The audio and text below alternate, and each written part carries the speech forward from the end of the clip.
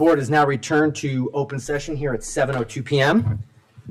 Just a quick note here tonight, members of the audience will have an opportunity to provide public comment to the board later on in the agenda. The board asks anyone wishing to comment to please fill out a card and indicate the topic to be addressed. There should be a basket and cards over there on the table near the door. They can be placed in that basket. I have allotted 30 minutes tonight for public comment. All right, first up though, we have our public hearing on the proposed 25-26 amended budget. So Dr. Harris, I don't know if you have a brief presentation on that. Sure. Or?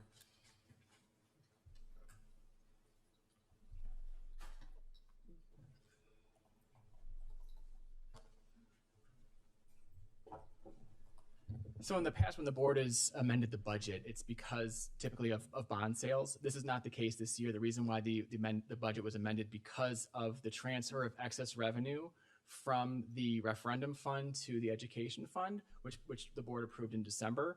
And as the board will recall, that money is arbitrage profit that the district will eventually owe to the IRS.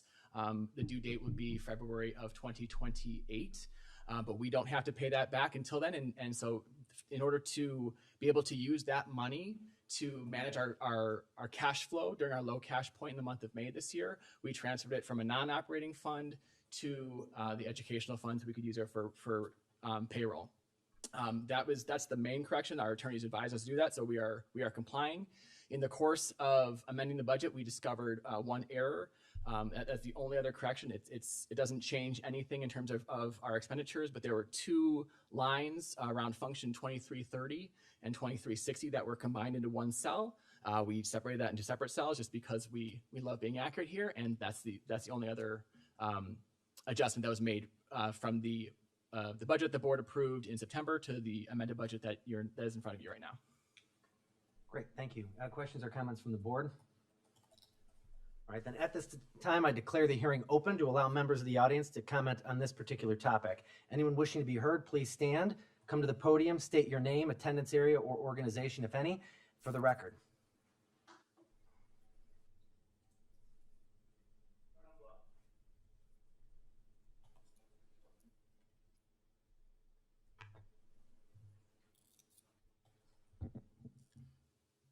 Good evening, Randy Messina, 4407 Highland. Have twins at Lester Elementary. So specific to this proposed transfer, from what I understand, there's nearly $5 million in a one-time bond, related funds that have been used to help address cash flow challenges and support operations. As both a parent and a taxpayer, I believe the community would benefit from greater clarity on several questions that I know, being new to the community, being a former elected official myself, I'd love some feedback. I know you've been great, Superintendent, but some of the initial questions on this topic: what categories make up that proposed $1.5 million in fiscal year 2027 reductions? How do current fund balances compare to recommended best practices for a district our size? And why was the guidance given, or what is the long-term guidance? We know that this is kind of the Band-Aid approach to 2028, but what's the long-term strategy so that we're constantly not having to pivot? So I'll stop there. Thank you. This is an open hearing, so this is not a bond issuance at this time, but I don't know if you want to make a couple comments on that as part of this hearing. Yeah, Dr. Harris, do you want to go first, or do you want me to? Well, the arbitrage, the district has had cash flow issues for a number of years. As long as I've been following the school board, the district has low fund balances to start the year, which relates to the reason why when you get down to April and May, the district is largely out of money, and the district doesn't receive any additional money until very late May or early June. The dwindling fund balances at the end of each fiscal year have had a toll on the operation of the district, and so this year we did not think that we would be able to meet our obligations in the month of May, specifically related to accounts payable and payroll. And so we were considering in the very early months of this year this fiscal year. So we're talking about the September, October timeframe of selling working cash bonds in order to increase our fund balances. So there's some stabilization in our fund balances so that we would not have this cash flow problem. At the same time, we were having a conversation with our representatives from PTMA, who are our investment partners, and their arbitrage consultant, who was saying, on the 2022 issuance of bonds, we made about $14 million of interest.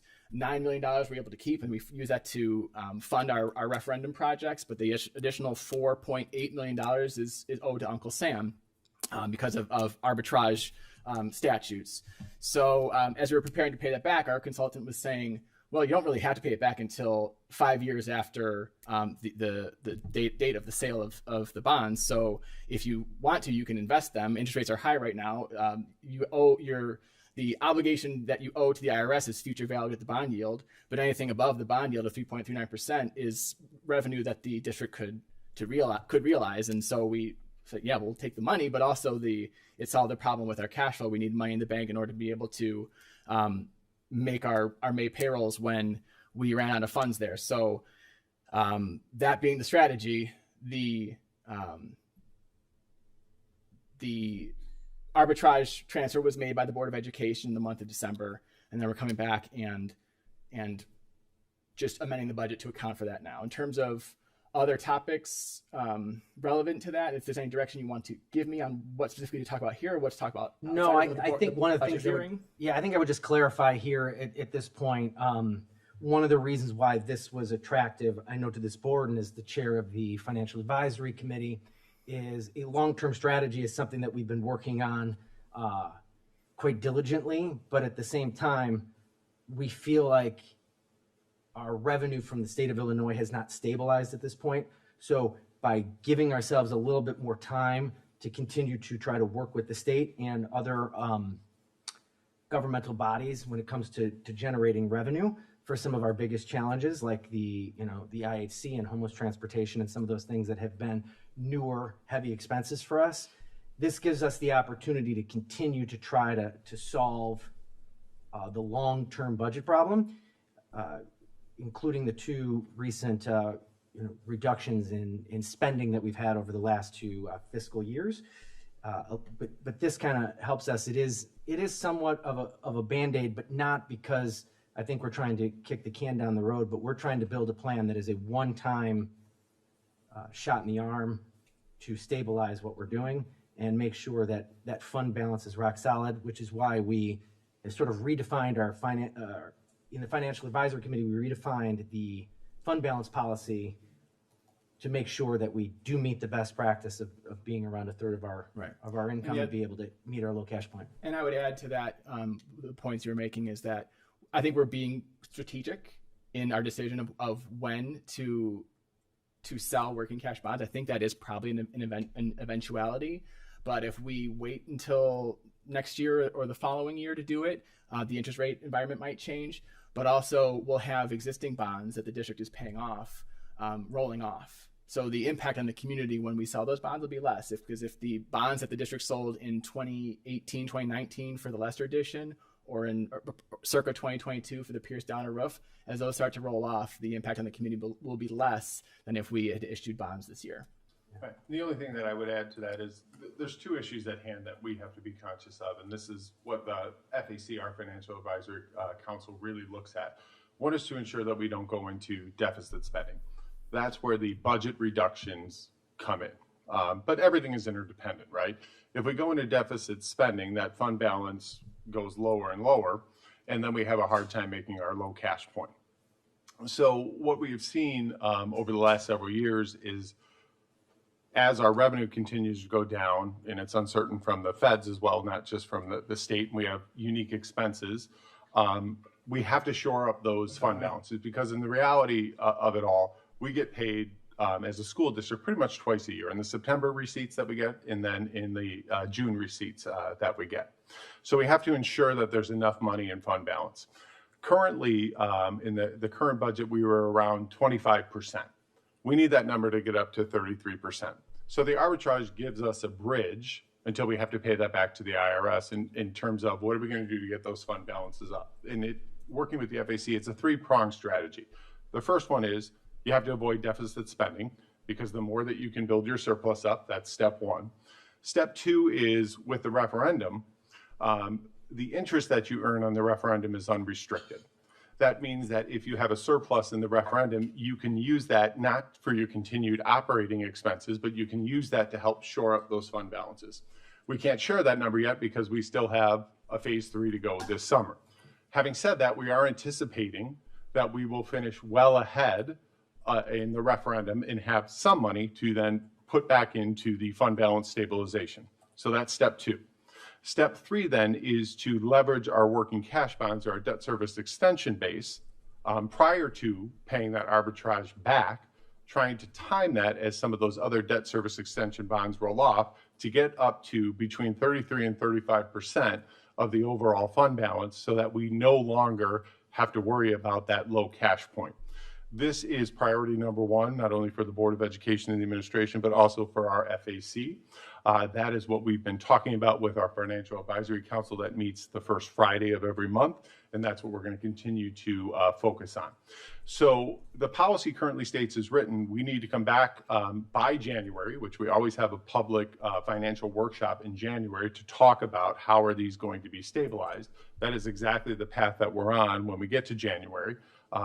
We have to ensure that we don't deficit spend, and we have to ensure that those fund balances continue to rise so we don't have an issue with our low cash point.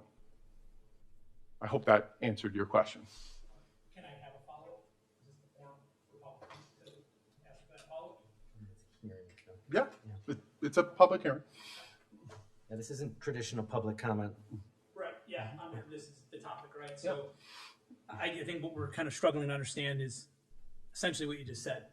So I think everybody here was gracious enough to pass this referendum. Yeah. We have an excess amount of funds. Those funds are being transferred. There's a necessity to that. We get that. At least I figured that out, right?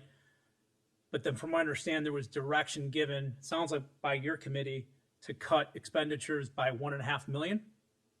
Hence why I think we're all kind of here today, is that the sacrificial lamb is our kids. And so I understand the prudence and the financial prudence, but at the same time, you're asking, the committee asked for the $1.5 million cut, but we don't want our kids to be the experiment. So there's two parts to this. So this transfer that's coming down, what's important to remember is this is not actually our money. This is actually money we owe to the IRS. We just don't have to give it to them yet. So it's buying us time at our fund balance. And the thing about our fund balance is that's a flat number that we just need to hold. That's a different problem than what we're dealing with. The numbers are similar, and I can understand because we've had a lot of people have confusion around the cuts that we have to do to our mostly salaries, right, of about $1.5 million. That actually comes because the state of Illinois has started significantly prorating the money that's coming to us. They're not funding public education. Specifically, there's two main things that we do. One is what they call evidence-based funding. And being in DuPage County, we're considered affluent, and we really don't get any money. We're being held harmless from about 10 years ago, and that money's been flat, which is challenging enough. The other aspect to it is what we call our mandated categorical payments. These are things that we're required to do, like provide transportation, provide special ed services. All of those things are funded by the state of Illinois, not our local property taxes. Those have been being prorated. It started in the 90th percentile. It's dropped down into the 60th percentile. We are being shorted millions of dollars every year. So the cuts that we have to make is little to do with our fund balance, but literally is our ability to just make payroll. So we are advocating with the state of Illinois. We're working with the county. We're doing everything we can to try to get those funds in place. I know you met with the county. Yeah. Surprise. I know people at the county. I know you met with them today, right? I know they owe you a lot of money because of the transfer, right? For IHC, right? The interim housing. So I guess for me, and again, I got thrown in the fire and I'm trying to read everything and understand the alternatives. And optics from somebody that's lived here for less than 12 months is that this is rushed. From what I understand, you're in the third year of a 5-year strategic plan. My question, which thank you for answering, was kind of why not pivot? I know as a city councilman, we pivoted all the time. We thought we were going to be the next big hub, the next Rosemont. We weren't. And very clearly we made that pivot because we listened to our constituents. So like, coming back to my point, the alternative is, as you all know, we are owed over $1 million from the county. Like, why would we make this big jump, this immediate cut or increase of classes when I don't know I'll say me, I won't speak for everybody, feels like we've exhausted every option for alternatives to fund. So this hearing is primarily about this budget transfer, but That's fair. to touch on that just real quickly, they are two different. We have a certain amount of funds that we are going to be granted in this fiscal year that I have to spend, and you can probably speak to what percentage of that is salaries. Do you have an idea off the top of your head? Salaries and benefits are approximately 2/3 what we spend money on. So 2/3 of what we Operating spend budgets. are on set, and so we have a very limited set of pushes and pulls that we can do in our budget in general, and it has been very challenging. We have had multiple events with our state reps and our state senators and our federal reps as well, in an effort to try to say, everyone keeps promising us and telling us how important education is to them. We hear it all the time in the state of Illinois, but when it comes time to actually funding it, we're not being paid. And when we had to make a cut a couple of years ago, it was felt by some people, but not nearly as much. And with, if this trajectory continues, I mean, what did 203 have to cut? 12 million in this past year? I mean, it's a problem statewide, but DuPage County is being hit very, very hard, and we're doing our best. We happen to be in a situation with our fund balance where we're sitting on money that isn't really ours, but we're allowed to hold on to it, which is what we're doing in this transfer. That's giving us a little bit more wiggle room, or we would be in even further trouble at this point. And what you're asking about has to do with our perpetual cost, and we keep the conversations that's been happening behind the scenes and on this dais have really been about, are there other sources of revenue? I mean, later on in the agenda today, we're approving a contract to become partners with a solar organization that is going to make us tens of thousands of dollars. But any opportunity we have to find a way to either bring down an expense or bring in revenue, I mean, we're trying to get creative in the things that we're doing. We just don't have the ability to just levy a new tax or just charge a new fee to the amount in the tune of millions of dollars that in new expenses that have creeped up on us in the last half a decade that were not there before. The amount of needs that we've had post-COVID, now all the COVID money has expired, so it certainly is. It certainly. I don't want to take Yeah. us No, off topic, though. one I of appreciate the things that I was going to share is I think you're asking specific questions about why are class sizes set the way they are and things like that. Mr. Sissel is going to give a detailed presentation here coming up. I will add on to that when Mr. Sissel is done. As always, we will make ourselves available to any community member that has questions about our class size guidelines, our strategic planning, anything that the FAC covers. The other thing too, I want to assure the community when we talk about finances, we do have a really group of talented community members who serve on the FAC. Those are all public meetings. Everything is on there. I do understand in the moment, I have kids in school. I can't be laser focused on everything that is going on in their district. These have been ongoing conversations. I know it can sometimes feel rushed, but that is never our intention to spring anything on anyone. We did, when we talked about our budget reductions over the last 2 years, host financial workshops that anybody could attend, provided detailed summaries before we made any of those changes. So we will get to that in a little bit in the meeting, but I do appreciate the questions. Thank you. All right, any other discussion on this particular topic, either by a board member or a member of the community? If there are no further discussions, I now declare the hearing closed at 7:21 p.m. And we'll take action on that later on in the agenda.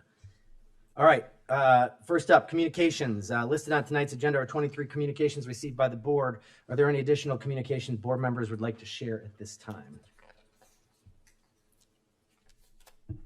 Okay, and that's going to jump us to the spotlight on our school. First one up is the spring data snapshot. Liz Earhart, welcome. Good evening, board.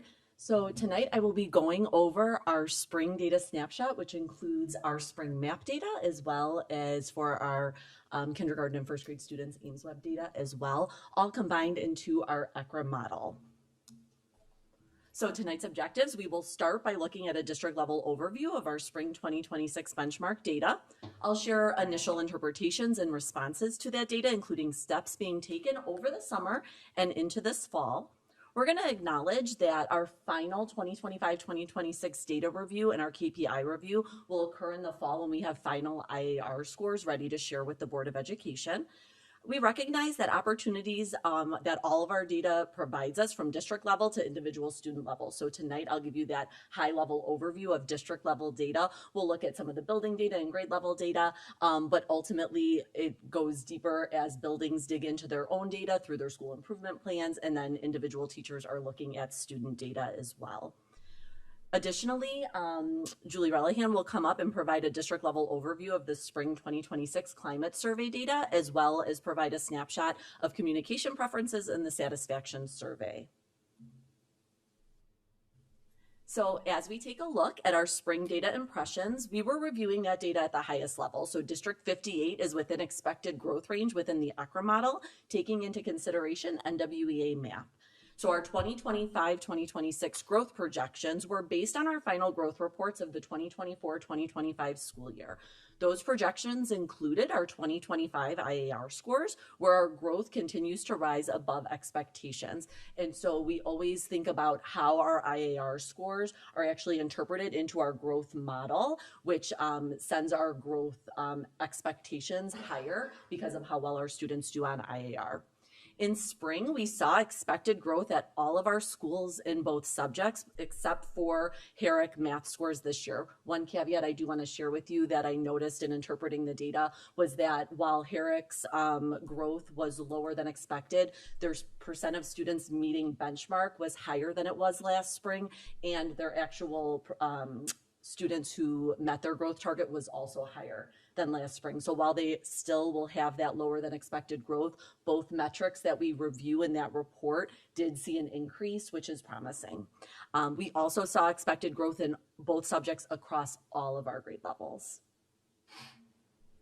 So just a reminder of what our student achievement growth model looks like. This is our ECRA model. So ECRA takes last year's performance on all universally administered tests, which includes our benchmark assessments and our state assessments, and they build an individual student composite achievement score, which is their propensity. Then from there, they project where students should fall, where students' scores should fall in fall, winter, and spring. Then they look at our actual scores in all three of those benchmark periods and share our final growth report after we look at all administered assessments. And so here is a list of the assessments that we are analyzing this evening. Our first report shows spring growth summary in all subject areas across all of our buildings. So what you can see is our percent meeting benchmark in that third column, and then as well as our high percent of students who met high growth, expected growth, and low growth across all of our buildings in all subject areas. So that's combining our reading and our math assessments. All schools, when combining all subject areas, were within that expected growth range. The next chart will show math by building. So again, we do see that percent of students meeting benchmark. I did a quick analysis of that, those percentages prior to the meeting, and I'm pleased to share with the board that all of our schools saw an increase in the percent of students meeting benchmark across their mathematics assessment for math. And then as I shared, Herrick was the one school that did see lower than expected growth for the spring benchmark, but that growth effect size is actually higher than it was last spring. Spring is typically where we have seen historically our middle school math scores be a little lower than we expect, but we saw that an increase this year, which is promising.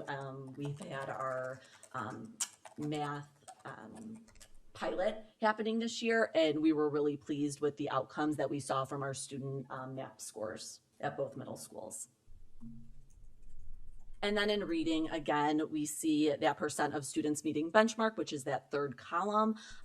Those numbers also all increased as well from last spring to this spring on NWEA map. And then we see all schools within the expected growth target. This is similar information, just delineated across district by grade level, percentage of students meeting benchmark, as well as their expected growth. And again with reading. So overall, this administration of NWEA MAP was really a successful one for our students. One thing that we acknowledge is that we don't over-celebrate or over-criticize test scores. We want to make sure that we're utilizing them to the best of our ability and ensuring that we are making the best growth plans and the best targeted learning opportunities for our students. As we take a look at our subgroups, this is something that our buildings have really been heavily focused on within their school improvement plans, is looking at some of their subgroup data. And so we see, with the exception of our homeless students in mathematics, all of our students making their expected growth. And then in reading, we see all of our subgroups making their expected growth. This will be a continued focus within school improvement plans across our buildings, especially as we start to implement more traditional PLC styles and making sure that all of our subgroup data is really staying on track with our general population data as well. And so what does that spring data review process look like? At the district level, we review data for our entire system. We see if we use that to help support our curriculum implementations. We make sure that we are, sustaining good instructional practices within our schools and within our classrooms. And then our schools will have their teachers and teams review this data, looking at groups and individual student achievement and growth. This work will support building school improvement plans for the 26-27 school year. And so our instructional leadership teams at each of our buildings will meet for a half day in June and then another half day in August. June is typically an opportunity for those ILTs to analyze this data. And then August is really an opportunity to take that, go through our cycles of inquiry process, and set school improvement goals for the upcoming school year. Schools will continue to work with our final data reports as those are received, which will include IAR and overall growth scores.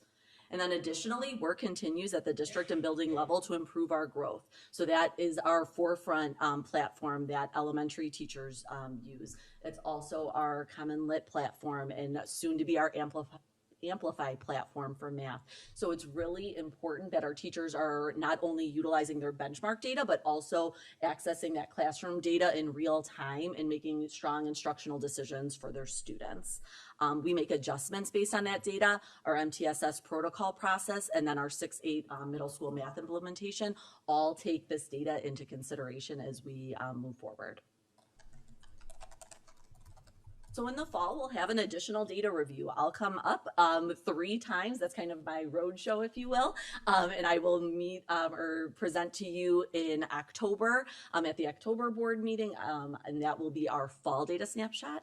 I will present at the October curriculum workshop, which is our overview of overall data. And then at the November meeting, I do our final IAR data analysis for the Board of Education. We will also look at our key performance indicators for the 2025-2026 school year in October. Later on tonight's agenda will be a request for approval for the continued use of PLMs within our school calendar. We look to the Board of Education to renew that opportunity for our teachers annually. That is a weekly early release on Mondays for for professional learning, we have district-directed, building-directed, and teacher-directed days in that calendar. And that time is devoted to curricular initiatives, resource adoption and unit preview, those strategic plan goals, building school improvement plans, building committee work, and teacher professional learning goals. This really is a great opportunity for our teachers to take the time to analyze their data and make sure that they're making those strong instructional decisions for our students. This is structured time to reduce subcosts and time out of the classroom. So we really have seen a decrease in the need to pull teachers out of the classroom.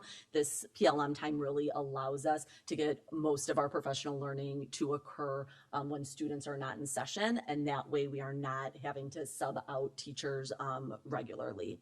This is a balanced approach to the type of days that staff are engaging in. And so we don't overemphasize district-directed days or building-directed days or teacher-directed days. We make sure we have a nice balance so that teachers have the opportunity to work on their own professional learning goals, but that we are also able to give them the professional development that we need to as a district. And this will be a nice place to insert our PLC conversations as well. This opportunity provides collaboration, support, and focused learning. What we like to share annually is the feedback that our teachers give us on our PLM exit slips.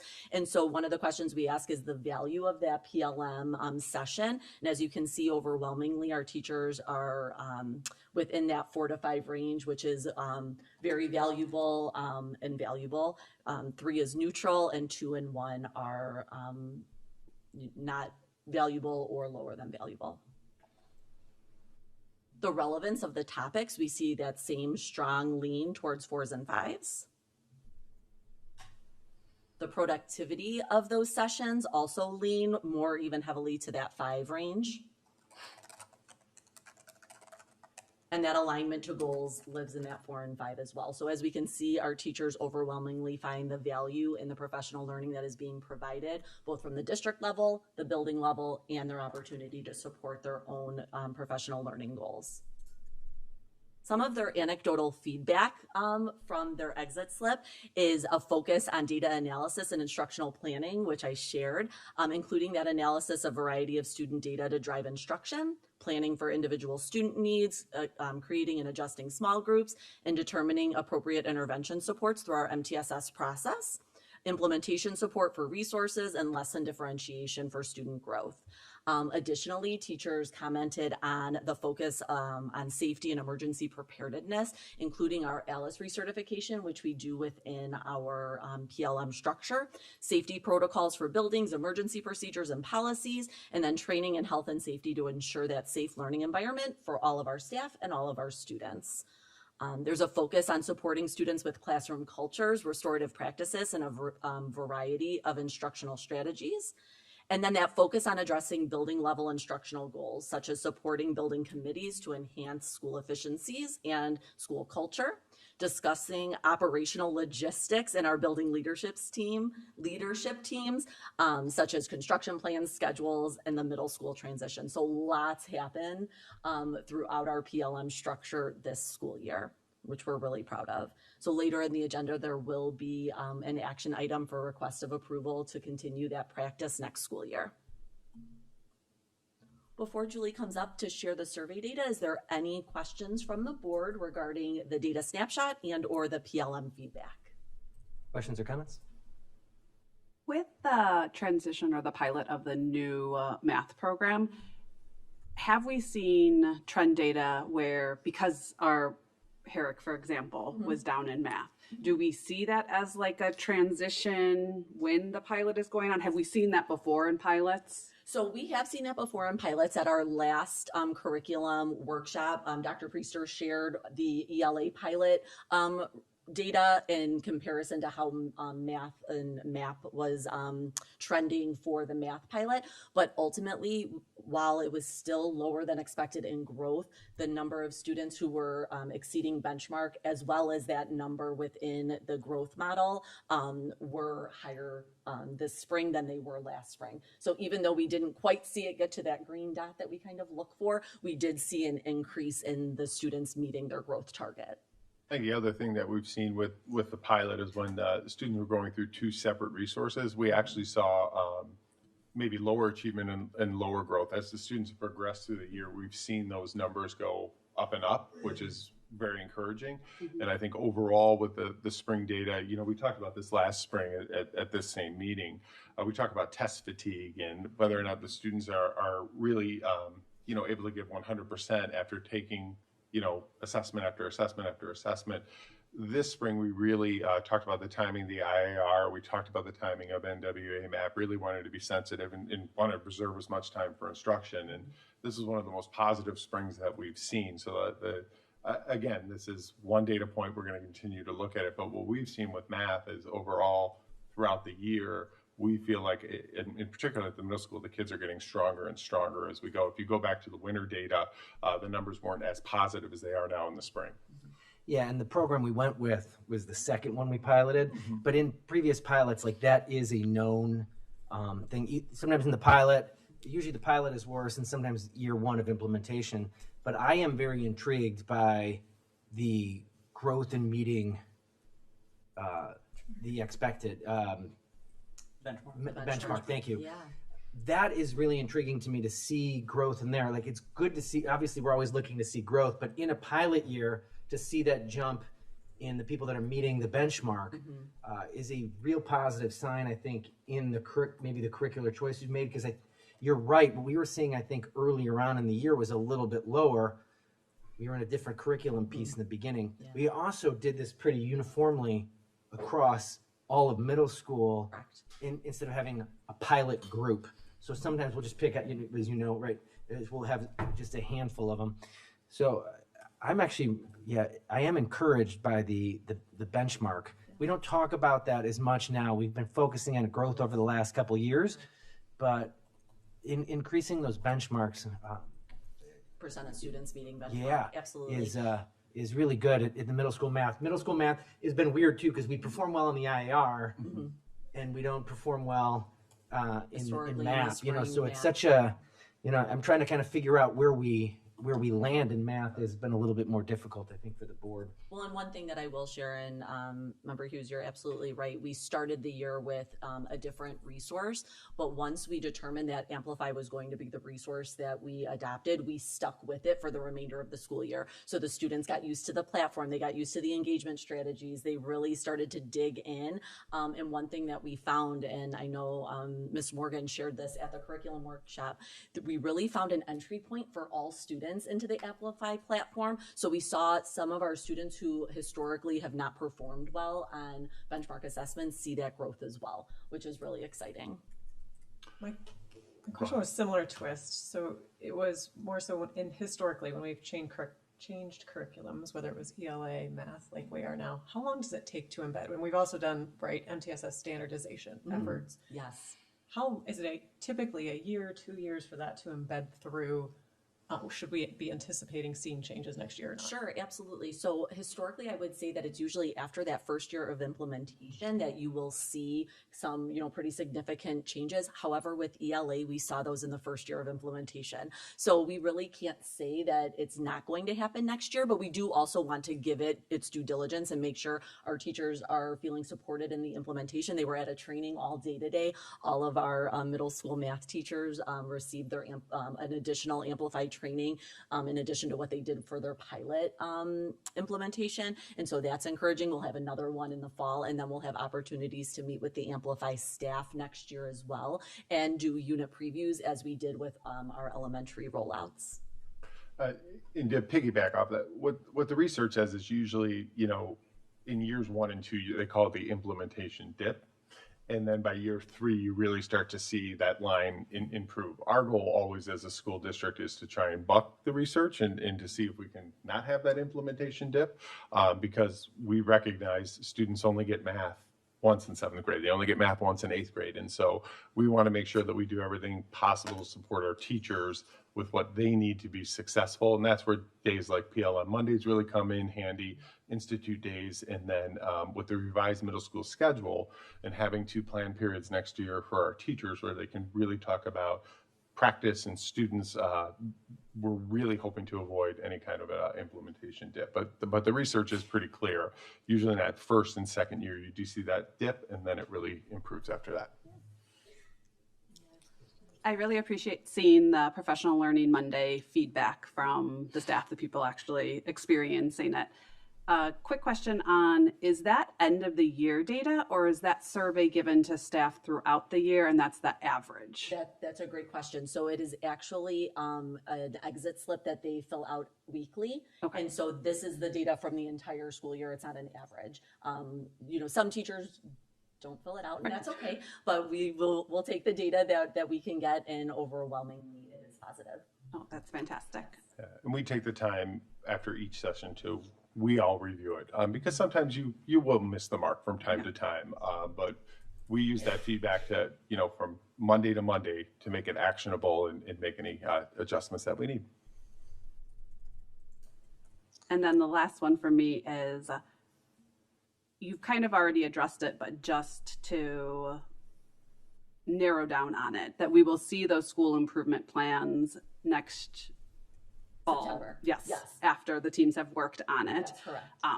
One that I am very interested in seeing is, because that subgroup that had that lowest group is our homeless population, of what those school improvement plans are going to include to address that. Our subgroups. Yes. Absolutely. And that is something that all of our schools really do place focus on, is ensuring that the subgroups that are represented within their buildings are part of those action plans that they have. Thank you. Yeah, absolutely. Other questions or comments? Thank you. Thank you so much. And Julie's going to come up and do our survey data analysis.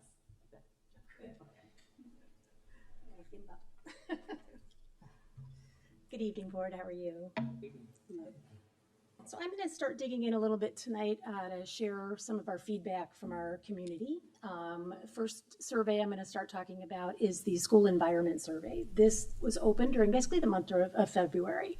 And we really encourage this survey to be responded to by parents, because it's something we've done for years. And so to be able to have those same questions, well, I know some people get tired of the same questions. It is very helpful for us to have the same language, the same questions, so that we can look at those trends. And you can really tie to where there's a change, maybe an implementation of a policy. And we'll see that for sure as we dive into our communication survey. But to give you a little bit of information on the school environment survey, as I said, it was open during February. It's available in English and Spanish. There were 2 just basic introductory questions, multiple choice questions, as well as an opportunity at the end for open-ended questions. So I'll give you some of that information on where the trends fell and what we learned this year from it. The survey's results, as well as this presentation, will be posted actually after this meeting tonight on the website under the surveys, under the engagement tab. So you'll see here just this one simple table showing the number of respondents.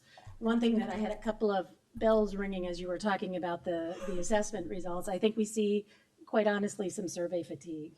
I don't think it was a lack of sharing the information and trying to get folks to respond, but I do think you do see waves. I think after COVID, we saw a really big surge in the number of respondents, which was wonderful. That has continued a little bit, and then you'll see it's dropped off a little bit. So it's not bad. It's something we're going to continue to work on, because the feedback is very helpful for us.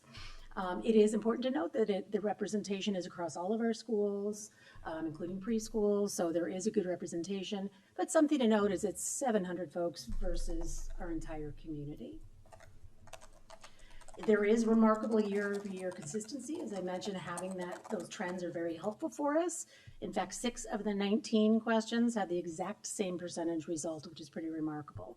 And above and beyond that, there are many that were 1% higher or lower. So really, it's, I think, helpful to show not only what is working well, but also places we might need some improvement.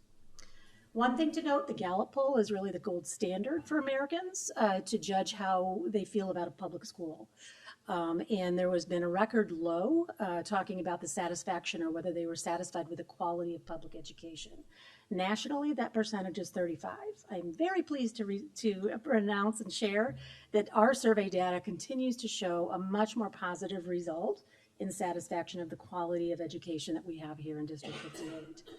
You'll see here just this simple chart, and on the right-hand side, you'll see we look at the people who respond to always as well as usually. They're both positive results. So my child is getting a quality education. 90%, and you'll see those numbers are fairly consistent over the last few years. Next question we took a look at is, my child is cared for by the adults at this school. Again, very high percentage, 93% of parents felt that they were. And again, that's fairly consistent over the last few years. My child's school focuses on teaching the whole child, including social emotional skills. Again, 90%, very positive. Nice to see that that is a continuing trend, that we are doing well. My teacher communicates with me about my child's progress. You'll see the number dips a little bit, and we're going to dive into this particular question as we go into our communication survey. But that being said, 83% is really fairly consistent with the numbers that we've seen over time. I do think it's an area that we can always have improvement with communication at every level, but I think in particular, one of the big trends I saw in responses across the communication survey, again, we'll dive a little deeper, but is talking about that classroom home communication piece. And I'll offer some suggestions on how we're going to be targeting that issue. Parent feedback is considered in schools' decision-making. Always or usually 74%, again, slightly lower than the initial percentages, but I think that is fairly typical over time. I think, as I know Dr. Russell mentioned, just even talking about the budget, we have multiple opportunities, multiple different ways, and quite honestly, our door is really always open to hear feedback. I think where you get that kind of subjective view is whether people feel like their own opinion is being taken directly. So there definitely are avenues, but again, that's an area that we want to make sure that our community feels like we are being responsive to them, so something that we can always learn from. There were two open-ended questions. The first one is, what is District 58 or your school doing well, and what would you like us to continue? There were 366 actual open responses, about half of our survey. Generally, there was a very positive feeling with strong appreciations for our dedicated quality teachers, support staff, in that there was effective district and school communication. There were quite a few strong comments about enjoying the new platform, as well as really liking the format and the how regular information was shared through newsletters. Many families talked about how welcoming and inclusive the school environments were, and that there was a strong focus on the student growth, well-being, and safety across the board. This chart here just kind of shows you the top 5 general topics and some comments on that. 40% of those comments related to positive communication. Again, I mentioned the newsletters. There's definitely room for improvement, as I mentioned, with teacher communication, as well as some things on Parent Square, I think, and we'll talk about that in the next survey discussion. Supportive environment, 34 people said that they were positive and left positive comments. Quality staff, curriculum, engagement. So there were some kind of larger themes, but really very positive. And the next question, what would you like us to improve upon? There were 355 open-ended responses, 49% of our respondents. There was really no one major dominant theme, and I'll show you the numbers in a minute. They're much lower in the percentage of responses, so they're kind of all over the place. That being said, there were some general themes that for sure, and in all of these responses, will be shared with the board and as well as obviously with administration, and we'll talk about what we're going to do with that information in the next steps. Here are some of the themes that came on what we needed to improve. 17% talked about curriculum. Quite a few of those were focused on gifted or advanced or enrichment opportunities in curriculum. There were some comments about SEL curriculum needing to increase on bullying and respect and kindness. One, and you have to remember, this survey came out in February, so it was before we started talking about the discussions on whether or not to bring Chromebooks home. There was quite a trend, I think, even within those curriculum comments about wanting to cut back on online homework and bringing devices home. So I think that fits nicely, but we certainly will dive into those comments more. Communication, there were 14% of the responses that had suggestions. And again, great suggestions and really helps us to see where we can make improvements. School climate was an area that there were some suggestions, as well as technology, student behavior, and then some other topics, 7% or less, and this is of those 355 responses, talked about wanting to focus a little bit on diversity and inclusion, and not only of staff, but also of ideas shared by students. class size management, gifted enrichment, and you can read the other areas there. So again, these are great areas for us to share and take a look at that information. And what do we do with that information? We look at it as an administrative team, and we help to set goals not only for the district departments, but also shared with building leadership and help with a goal setting process for administrators as well as for school improvement plans. So those have been shared already with the school buildings, and we'll be working on that as we develop those SIP plans into the fall. As I mentioned, all of the survey data in this presentation will be shared on our website under surveys. I'm going to dive in now to the communication survey, and this one came out just recently in the last month, and it's a really great opportunity to get feedback not only from parents, but we also did have responses from staff, from teachers, from administrators, so it's really a good way to take a look at what's working, what's not, where we need to focus. Again, there are some lengthy questions, however, we have found it is extremely valuable to be able to look at those questions over time to compare and really see, okay, we clearly made a big change this year with Parent Square. We can see how that might have had an impact on the numbers and then help target how we can kind of get back or get to the results that we'd like to see. Again, I want to note that the number of respondents, it was 406 respondents, fairly similar to what it's been. We had one bigger year there in 2023. But again, it did represent all of the buildings. But I do want to make sure that we remember that, it's 400 responses versus the entire community. But again, can be very instrumental in helping us to kind of guide where we go for making improvements. Wanted to give you a quick snapshot because this is just my geekiness and data, and I'm sure James likes it too. Sorry, James. But I think it's actually helpful to give you a picture. You hear Parent Square, you see it on your phone, but what are we really doing with it as a district? Some quick numbers, 6,010 parents are involved, and that's because we have two parents, not always, but that are in the platform, 713 staff, 389 guests, and those guests are not in PowerSchool, they're not part of our system, but they're folks generally that I work with in sharing communications. So it might be media contacts that want to see our board briefs, or they might be regular community members who don't have somebody in the district, or a grandparent who maybe is not in PowerSchool. So it's very, very simple, and there's a form you can sign up online to be part of that list. You just become a subscriber, and then I share the district communications with them. 85% of our parents and 74% of our staff have registered or activated their accounts, which is the first step. That is actually a very high number. I know when I was in a much smaller district, but I rolled this out in my prior district, and we were struggling around 30%. So the fact that we have had parents and staff take that step to just simply activate their account, now what we need to do is empower them and help to support what they can do now and how they can make that platform work for them. And I think that's what we're seeing in my really big takeaway. You'll see at these two bottom of charts here, talks about currently for district messaging, how and when and where people are getting their messages. So as just an example, parents, 92% of our parents are getting an email when they get a district message. 95 of them are also getting a text. 41% of them are also getting an app notification. Now, there's nothing wrong with any one of those. I get them all too. But I do think by not focusing and tailoring that to meet your needs, that it feels like a lot more than it really is. You may get the same message in 3 different ways. So I think one area for sure that we've taken away already, even just from this first slide, is we really need to work on getting that education out and helping not only our families, but our parents to understand how they can tailor the preferences to help them.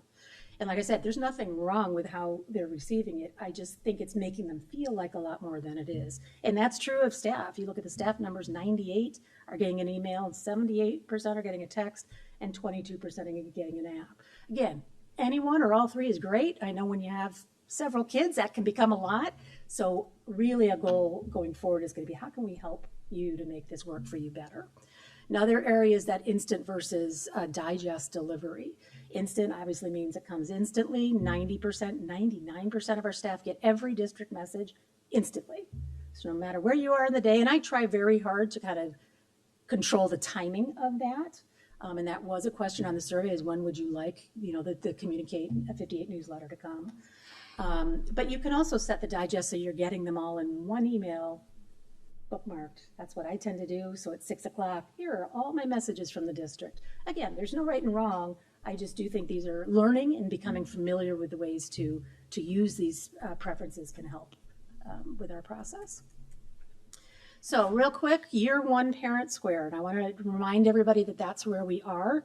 This is, we've talked about as we rolled it out, it's going to be a 3-year transition plan. So we really only have implemented 1 year. And I do think we've seen an implementation dip very similar to as you were talking about with the math pilot. That I think there is, due to just the fact that it's changing, but also because people are still learning how to use the platform, learning how to make it work for them. I do think over time, and certainly as we've increased it, we've already been talking about some ideas of how we can reach people more. It may be as simple as, you know, sitting at a curriculum night. Okay, everybody get out their phone. Who thinks they have too many texts? And then walking through it. It's very simple. It's just a matter of, you know, it took me a month or so, and I don't want to point it to any administrators, but I have a feeling they haven't even set theirs. So point being, if it feels like too much, let us help you to make it get a little bit more controlled. So I'm hoping that implementation dip will improve. Year one, as I said, is this current year. We had district, principal, and school messages coming out. We did a small pilot. It's middle school level with some teachers at both schools, as well as some clubs. And I know it was received very well. There was some learning curves on you know, tips and tricks how to use it. I know one example, one of the track teams used it as their primary source of communication, and I heard it was very well received. So again, we'll be using that information as we roll into next year. Next year, that being the second year, we're going to be having middle school staff use Parent Square for their communication tool. Currently, middle school, and the reason we started with them, they really don't have a strong communication tool across the board. They have Google, which works fine, but they've been kind of, you know, they don't have a platform per se that they've been using. So I think as we train and get into that, train both on the staff and the parent side, that's going to become a very big piece of the communication puzzle, particularly as we start talking about improving that classroom to home communication.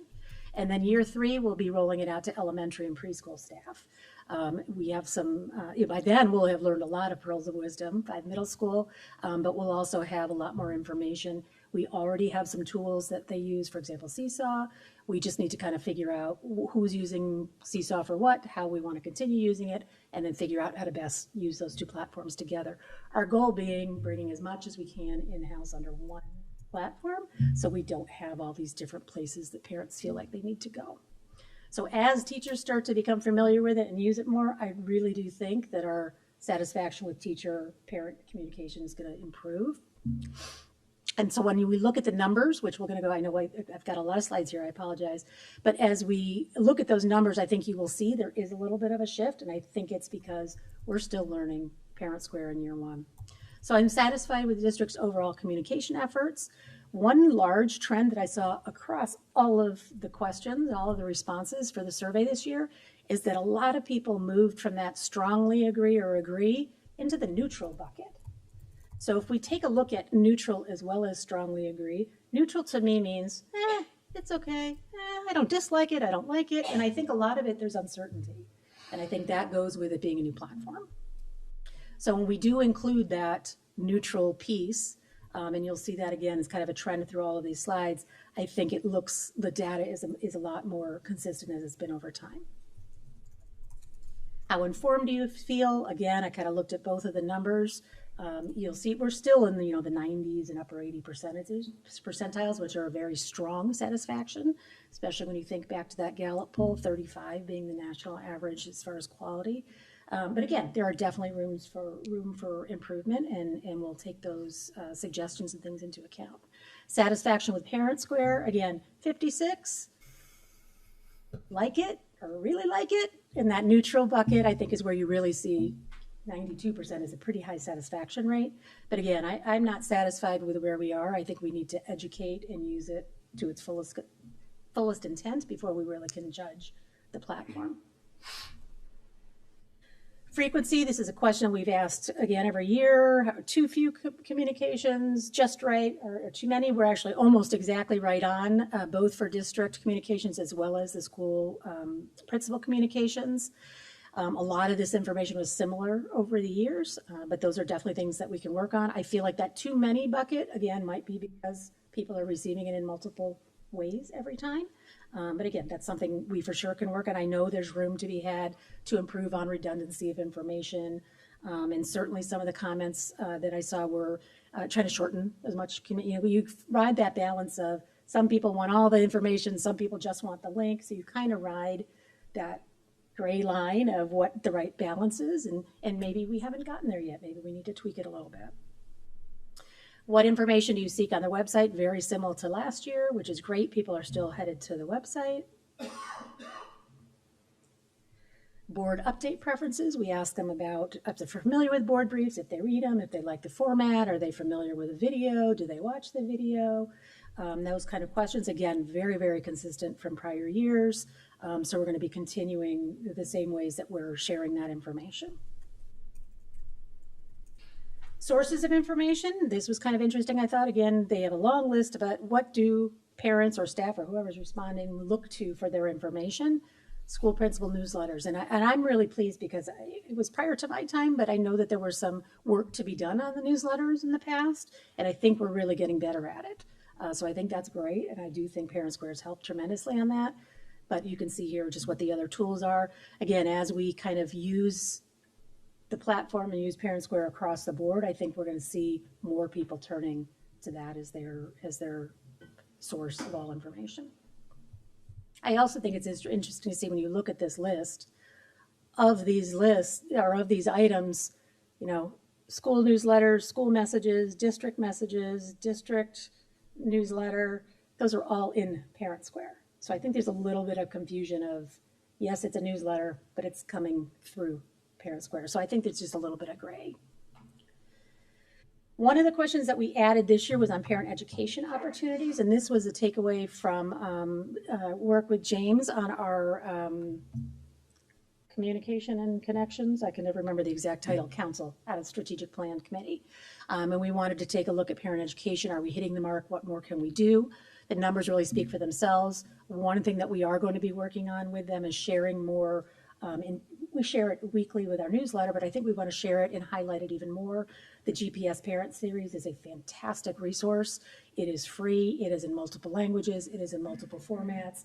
They have sometimes world-renowned, but certainly state and nationally known speakers. So it's an area that we've shared, but I think we need to highlight it more because I think it's a resource that we are letting people know about enough.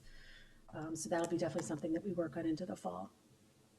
Quick takeaway on open-ended. There were 81 open-ended responses. 63% of them were neutral or positive. 37 suggested improvements. As I mentioned, year 1, year 2, year 3, I think we'll see some changes in the responses. One of the areas, as I mentioned, that I think is the biggest takeaway was the improving teacher-home communication. So we're going to be working on that, obviously, as we roll out to middle school next year, but then also year 3. Continue that training and awareness piece on Parent Square features, and continue to focus on streamlining messages. I think there's just so much information out there, but we really need to continue on shortening, getting rid of the redundancy, prioritizing, what needs to be shared and when. So that's a lot, but that's all I have. Does anybody have any questions or comments? Questions or comments from the board? Just actually more of a comment on Parent Square. Sure. So I have a student in high school as well where they've been using Parent Square for longer. So I'm kind of 2 years into navigating and learning Parent Square. I liked what you were saying about kind of just, I think the longer we use it and the more it becomes integrated into our communications, the better people will appreciate it, or the more people appreciate it. One of the really, really nice things about Parent Square is that all of the communications are essentially saved almost like in a feed, and you can just scroll and look at all, this is everything that came via Parent Square to me. You can search by keyword, which is, I just did it recently. I was looking, did I order a yearbook? I don't know. I remember there was an email about yearbooks. I typed in yearbook, anything that mentioned yearbook came up and I could find it really fast. It's really good for consolidating communication sort of in one spot. So you're not trying to remember, was that an email from the principal or was it in this or that? Everything is in one spot and you can go and find what you need. It's really great. I just think, like you said, education on how to use it, how to make it work best for you. is important, and we need to keep doing that. And the more we incorporate it and have all the communications from principals and teachers and the district all in this one spot, is going to be really, really awesome. Oh, thank you for that feedback. Yeah, I think the key is turning off the email, text, and alert. When I looked at those numbers, I was like, wow, everybody's getting 3 of them. No wonder they're. Pick one. Yeah, because when I activated the app, that's the first thing I had to do, because like an hour later I got Set your preferences, Yeah. sort Yeah. of. And again, I think the education, like you said, even if it's like literally at curriculum night and the teacher's up there and says, everybody take out your phone. I'm going to show you how to set your preference so that it's easy and people don't have to try to figure out how to do that on their own.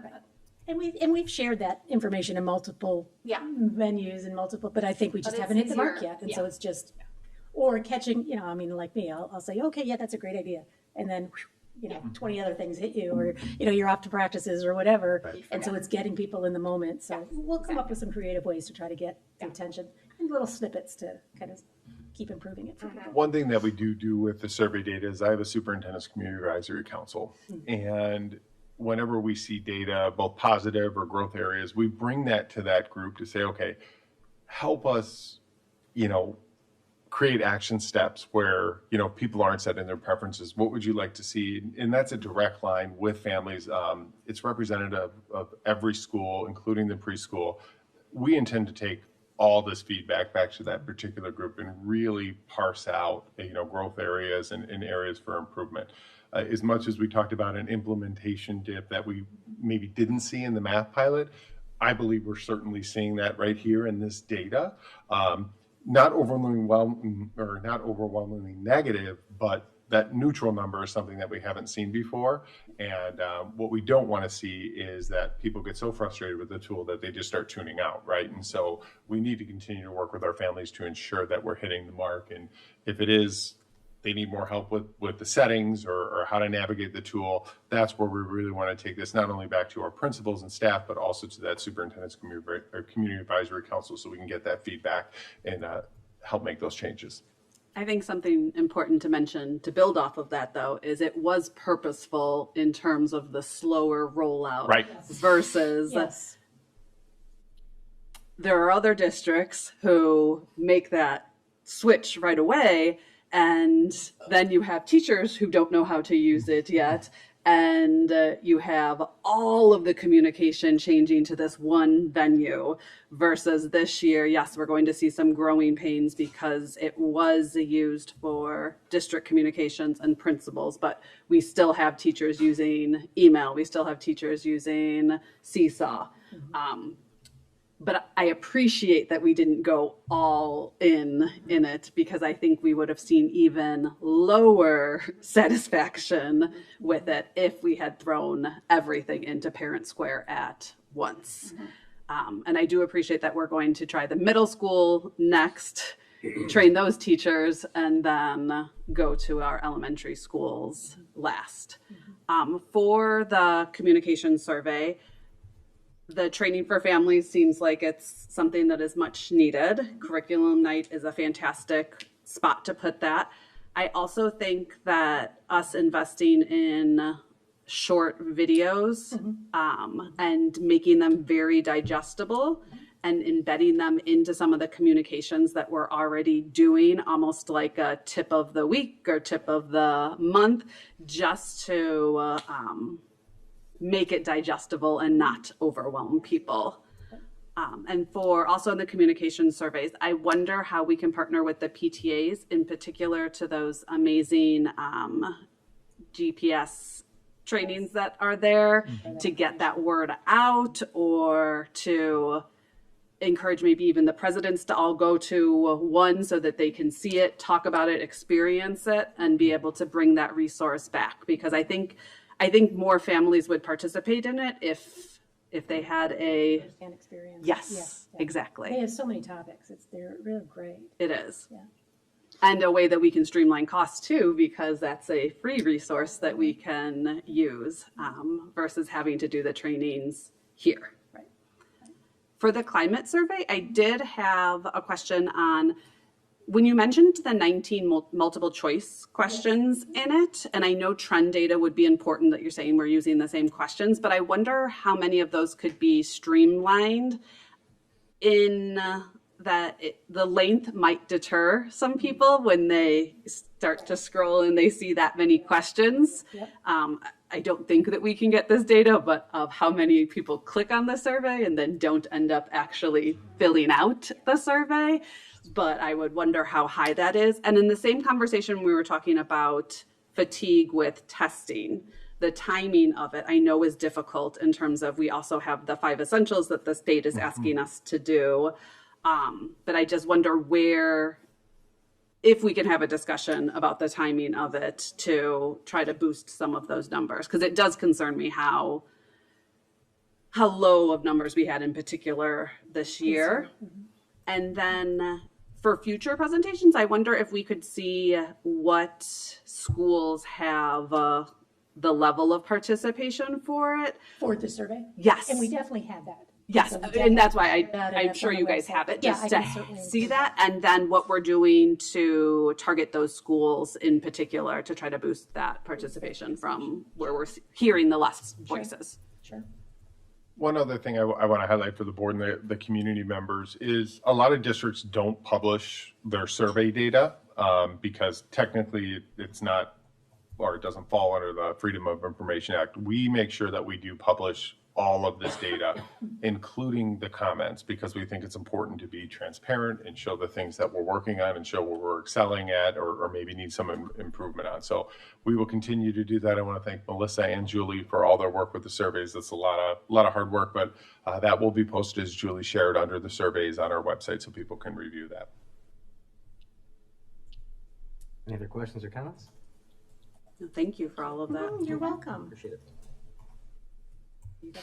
All right, we have one more spotlight tonight. I'm going to welcome up Mr. Sissel for our enrollment and staffing update.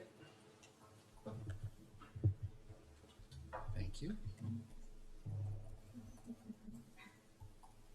Good evening, everyone.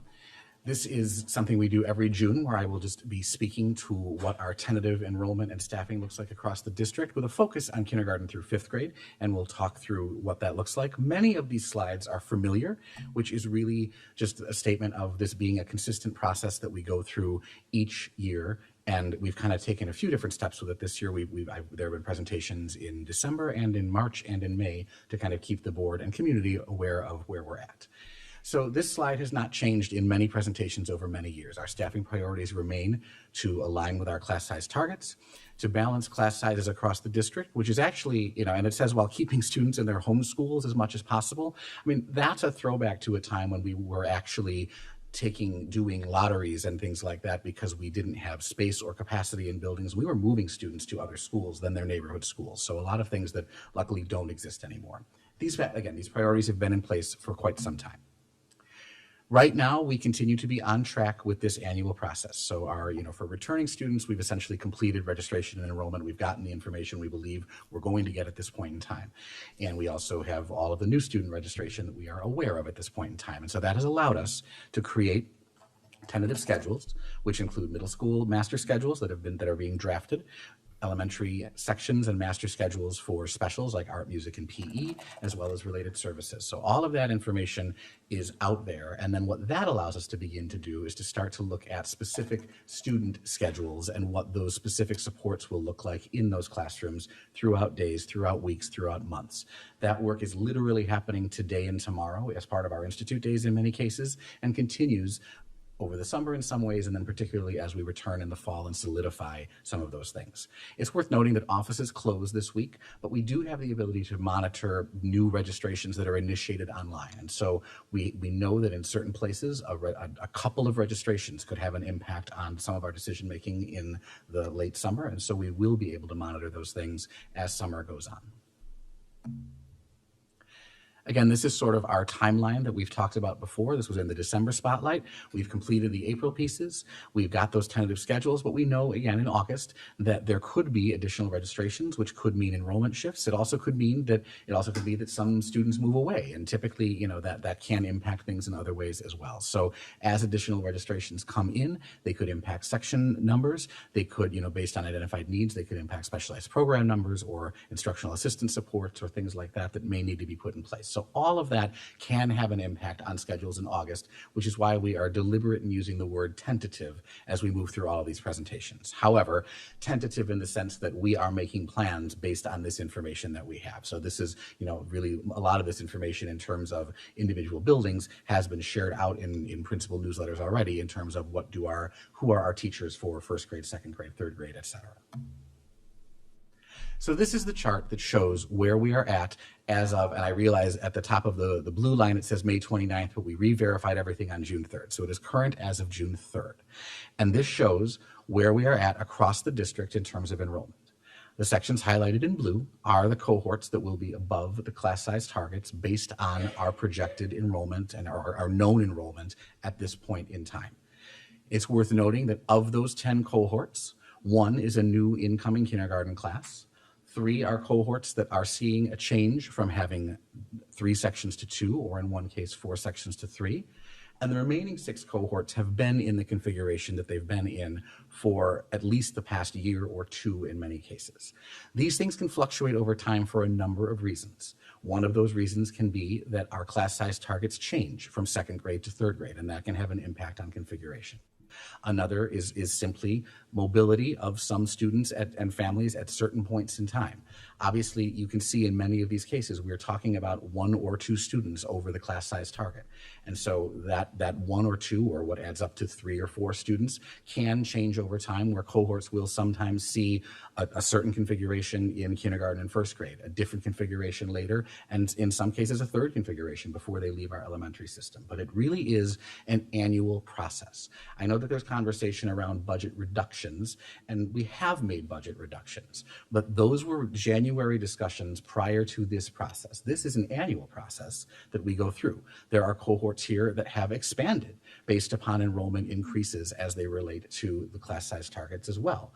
And so while everything we do lives under the umbrella of the district budget, this is an annual piece that we are truly looking at enrollment numbers alongside our class size targets. And there are some changes from year to year. In the past 3 years that I've been in this role, and in years prior to that, every year we have come forward and said, okay, these sections are going to be a little bit different. This year, we actually took the additional step of signaling that in May. Typically, this would have been the time when we would have shared this information broadly with the community, but based on feedback we've had in the past, we did kind of look at, here are the places we might see some changes from the cohort configurations that we're seeing this school year to next school year, to go ahead and allow for some questions, for some dialogue, and in some cases for some open meetings, and really to acknowledge that. The formal communication that's in the class size targets about rationale and those pieces comes in September, once we have truly finalized everything and moved forward with all of that, though we have been continually willing to answer questions and sit down with people who are interested in knowing where we're at. So again, this slide is where we are at as of June 3rd, 2026. Looking at that, we recognize that the vast majority of classrooms in the district are at or under our class size targets. In K through 5, that represents, that chart on the previous slide represents 87% of our classes being at or below the class size target, which is well better than the 80%. It's not 100%, and I recognize that, and that, but it was never intended to be 100%. That is a class size target that has been and guidance that's been established. As I've mentioned, we continue to monitor and look at all of those things, and things can and have changed in August based on things that may occur over the next 6 weeks in terms of enrollment. Again, we continue to follow those practices around the class size targets, and we look at that. And I think what's important to note here too is that, we talk about what additional supports may be necessary for classes once they are over the class size target. Those supports are always student need driven. We don't have a procedure that says if a class is at 26, it gets X kind of support. And if a class is at 27, it gets Y kind of support, because it's not that causal. It's not that specific in that way. Yes, a class of 27 is different than a class of 20. So we need to think about how we're approaching instruction, how we're doing those kinds of things. But there is no There is no specific formula that we have in terms of what that support looks like. The formula comes from what are the needs of the students, what are those groupings looking like, what are the individual needs, and how are we allocating those resources both at a district level and within the building. And so those are the things we continue to work on in these days and as we return in August. But that is the piece that we really have to kind of sometimes separate out, is that in the same way we don't reduce supports because a class is 18 or 19, we don't automatically increase supports when a class is 24 or 25 or 26. We do that based upon the students that are with us, and that's how, again, we're allocating resource, intervention, social work, instructional assistant push and support. Any of those kinds of things are based on specific student identified needs, which can evolve over the course of time. And that's why we continue to work with our staff to make sure we're hearing that.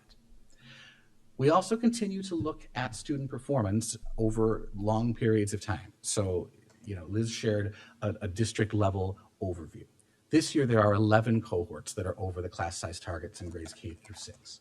And a review of those cohorts indicates that there are some that are right on district average for performance, or for achievement and growth, There are some that are slightly above, there are a couple that are way above, and there are a couple that are just below. So it's a range, to be sure, but it tells us that there's not something causal between those class sizes and their academic achievement and growth. It actually could tell the story that there's not a real direct relationship there. To be sure, that's not the only measure of student success, but it is one that we can quantify across the district and really be able to say we are not seeing any kind of adverse impact due to those class sizes in terms of achievement and growth. And that's been true year over year. But we do continue to monitor that so that we can speak to that truthfully and in earnest.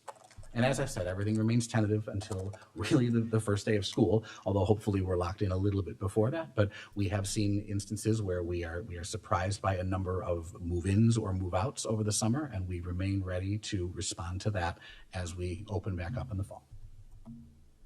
Any questions or comments from the board?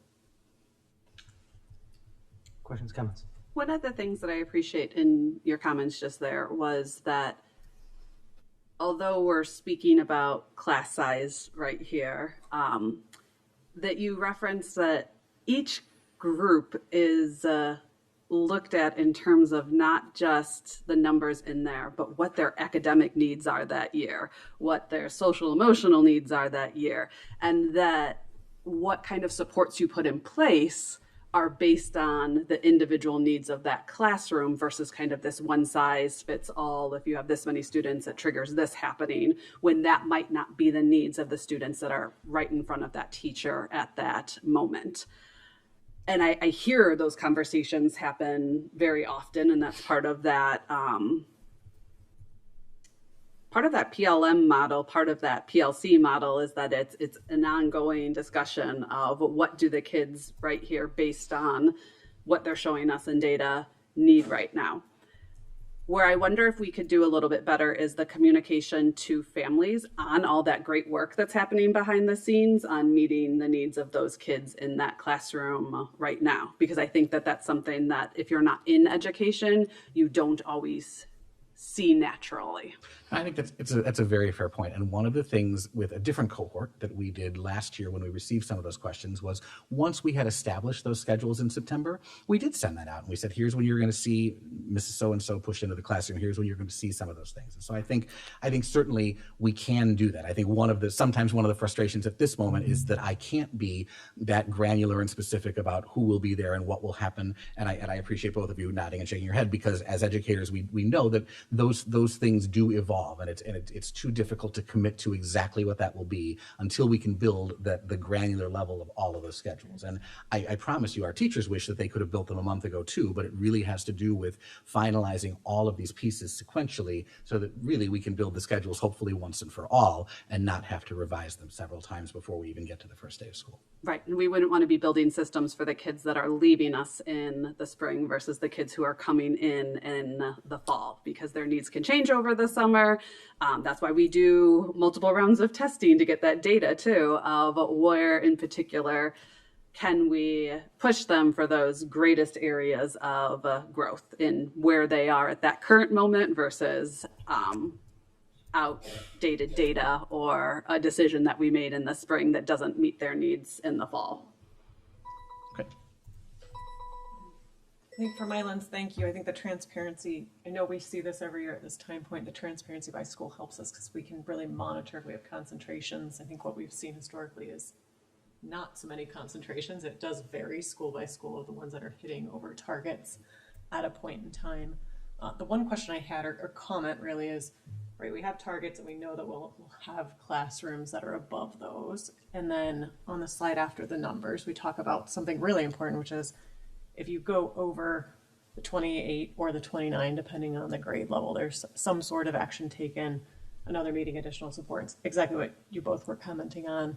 And those actions can't be specified. It's really looked at individually based on classroom. But I think one thing within our verbiage in the future and articulation that would be helpful is it's maybe commitment around additional supports versus simply another meeting. Because I think if we were to ask and even look at the past year where we had classrooms that were hitting over those numbers, we likely had additional supports for most, if not all of those, right? Versus just simply another meeting. And I think that gives some comfort to folks in those classrooms.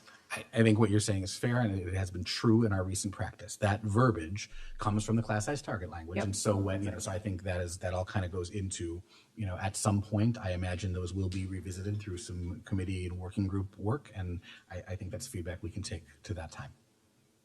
And historically, these are in teal blue when they're, to kind of trigger that we're watching them, right? But we've also seen over the years, we have sort of the green, the yellow, the red kind of markings on what those numbers are.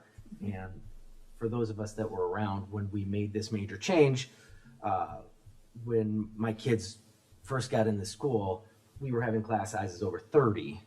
And so when we built this, the idea was that we would make sure that we didn't go over 30. So we set a target range to, here's our target range. And then once we get above that, that's when we start watching. And we do not let them get to 30 or above.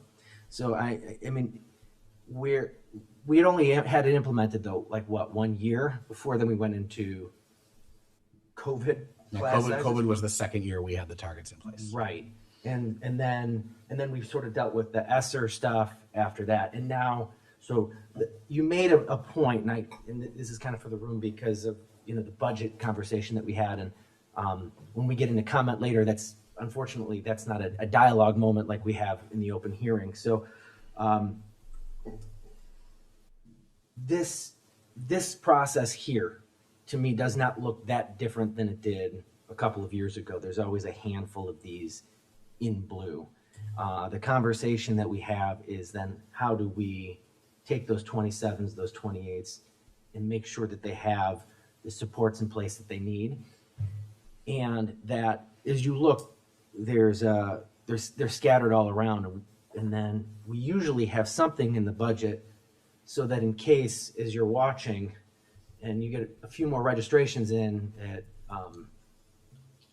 Highland or at Pierce Downer or Leicester, that you'll be able to make an adjustment if you need to. Obviously, though, we can't afford to make the adjustments everywhere and then have it hit somewhere else. So I appreciate that point. And while we have to be very, very careful about our budget, this is really tying back to what was it, 2018 when we built the new model that we're facing, right? So I just appreciate you making that point. I've looked at these for a decade. I know not everybody has. So, I remember having a daughter in a kindergarten class where we were in the lottery, and there was 29 kids in their class. So I do appreciate the fact that we obviously, fix those problems. But it's always a challenge as numbers start grow. It's always a challenge for us when we got 11 different buildings that we're trying to balance. So I appreciate the hard level of work and the level of transparency as well.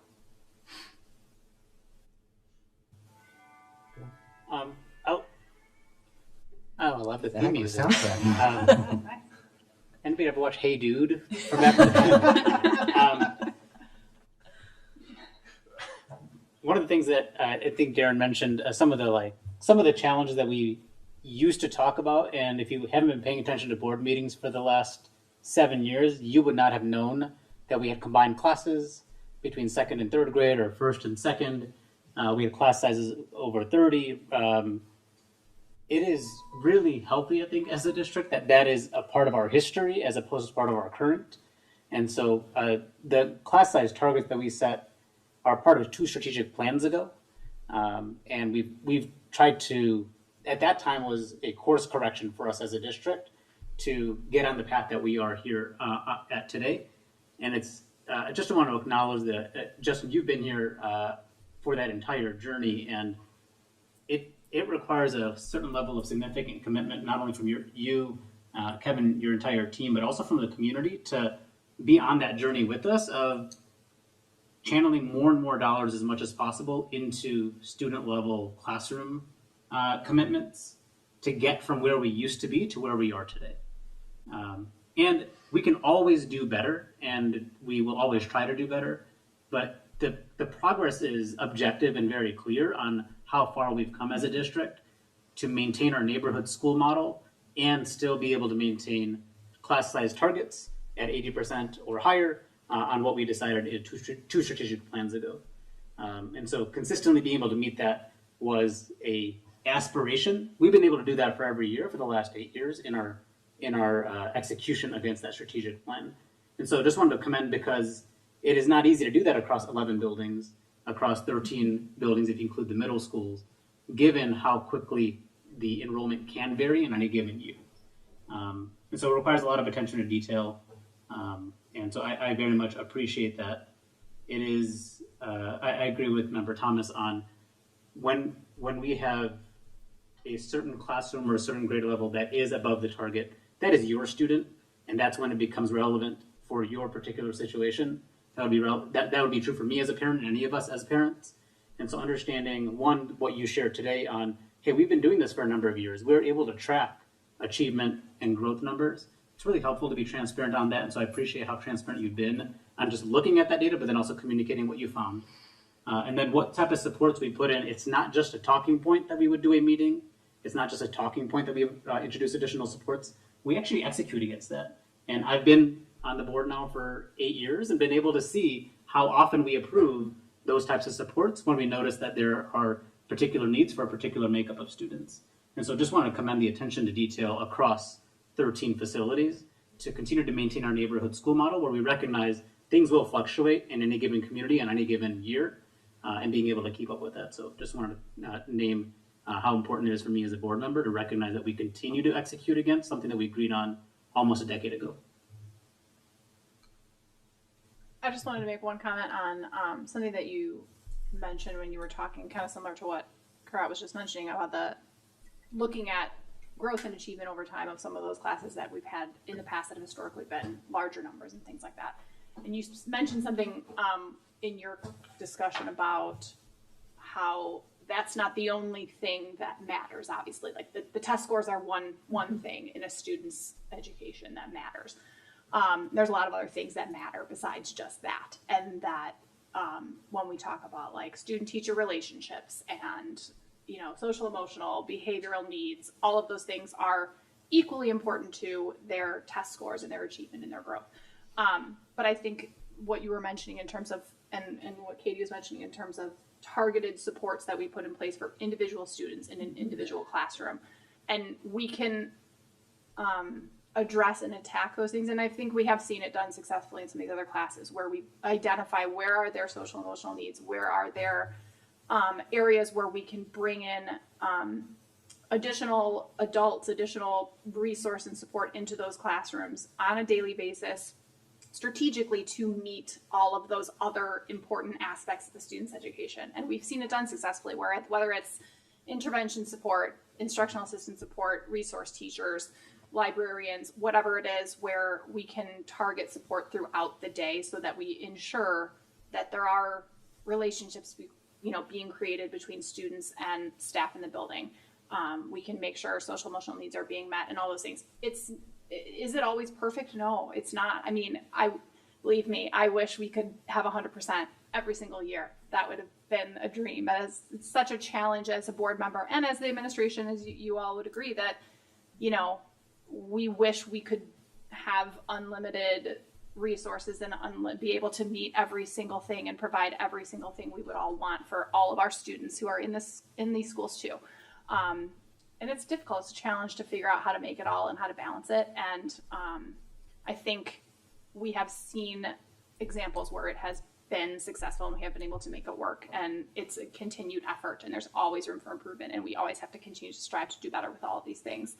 But we are making progress, and we've seen examples of times when it has worked. And I think the transparency and the communication and all of these things are key. And I think we're continuing to work towards improvements. And same thing, I've been on the board now 7 years, and we've seen a lot of success and change and improvement over the course of time, for sure. So I appreciate all the efforts and everybody's continued engagement, from the administration to the staff to the community. Everybody being involved only is going to help to make it all better in the long run for everyone involved, for sure. Any other questions or comments? Thank you, Mr. Sissel. We appreciate it. Thank you. Okay, reports to the board. First up, Dr. Russell with the superintendent report. Thank you. So I'm going to start with personnel. I want to just kind of add on to Mr. Sissel's report. First, I want to thank Mr. Sissel for his presentation on tentative class sizes for the upcoming school year. And I also want to extend a heartfelt thank you to our families for attending tonight's board meeting. I recognize there are probably other places you want to be than a school board meeting on a Monday night, but we really do appreciate we really do appreciate you being here. Your presence underscores how deeply we all care about our students' education, and I appreciate the opportunity to discuss our class size guidelines with you. The current class size guidelines, as everybody shared earlier, were built through the district strategic planning process in 2018 and 2019. That was a year prior to me taking over as superintendent. To appreciate why they were created, I do think it helps to look back. Before their implementation, our district frequently faced class sizes exceeding 30 students, as well as combination classes that required a single teacher to instruct multiple grade levels simultaneously, and some students weren't guaranteed spots in their neighborhood school. The district did listen closely to the concerns shared by our staff and community back then, and these guidelines were established precisely to avoid those types of situations. Over the past 8 years, taking out the COVID years, they have provided a foundation for stability when you look at our overall budget. I also want to take a moment to address some of the concerns and conversations currently circulating in our community. I want to reassure you that maintaining our current class size guidelines is not a budget cut. We went through and specifically spelled out at our workshops what the actual budget cuts were.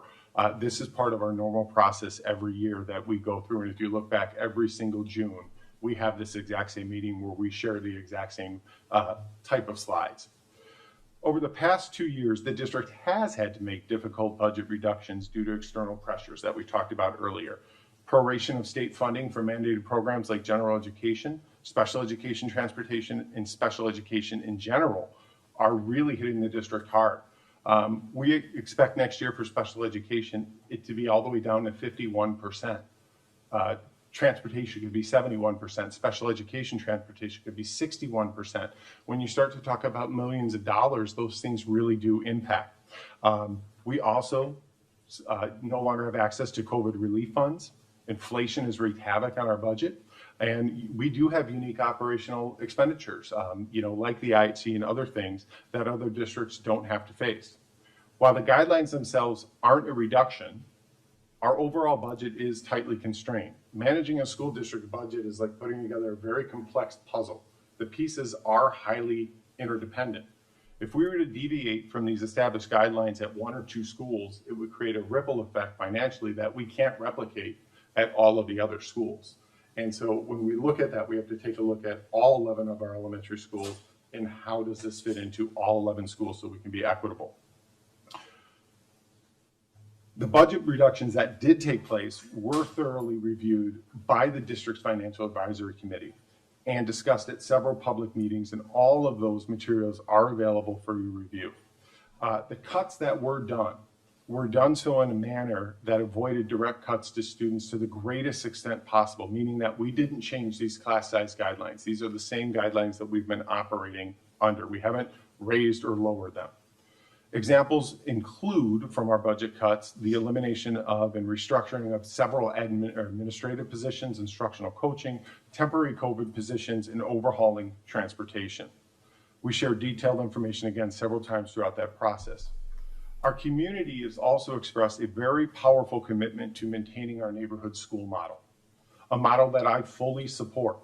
However, this structure inherently presents logistical challenges when trying to achieve perfectly uniform low class sizes at every single building. Some neighboring districts utilize a grade level center, kind of like what we have at our middle schools, where you bring students, they're grouped and bused by grade to centralized school to equalize class sizes. While that approach does achieve numerical equity, it removes students from their neighborhood peers. The district has always chosen a different path because we value the community fabric of our local schools. One of the things I frequently hear as superintendent is we want equal class sizes amongst all our schools. We want them to be the lowest, but don't touch the neighborhood school model. Those two things don't always work well together. In fact, they kind of pull you in two different directions. Please know that we do hear your concerns about larger class sizes, and we take them to heart. I want to reassure our families that our educators achieve incredible success every day, regardless of a classroom's precise enrollment. We recognize that every single class has unique, dynamic, and distinct needs. We don't just look at we don't look at these situations as just numbers on a spreadsheet. We continuously monitor our classrooms. We work with our principals. We work with our teachers using both qualitative and quantitative feedback from teachers, students, and families so we can provide support as the board was just talking about. While I completely understand and respect that not everyone agrees with where the current thresholds are set, these guidelines are what allow us to sustain the holistic services our community expects and our neighborhood school model. They allow for critical programs including full-day kindergarten, robust intervention services, special education support, our dual language program, gifted services, accelerated programs, full-time nurses in every building, and many other programs. If we were to alter the class size guidelines and replicate that across all of our schools, it would require a much broader community conversation through strategic planning to decide which of these essential services we would need to be reduced or eliminated to balance the scale. We genuinely hear you, both those in the audience tonight, the ones who have contacted us via email, and the ones watching at home. Every parent, teacher, and administrator wants to give their students the world. The reality is, though, that no district can do it all, and we must operate within our fiscal boundaries. Having said all of that, I am incredibly proud of the comprehensive, high-quality education and support we offer here in District 58.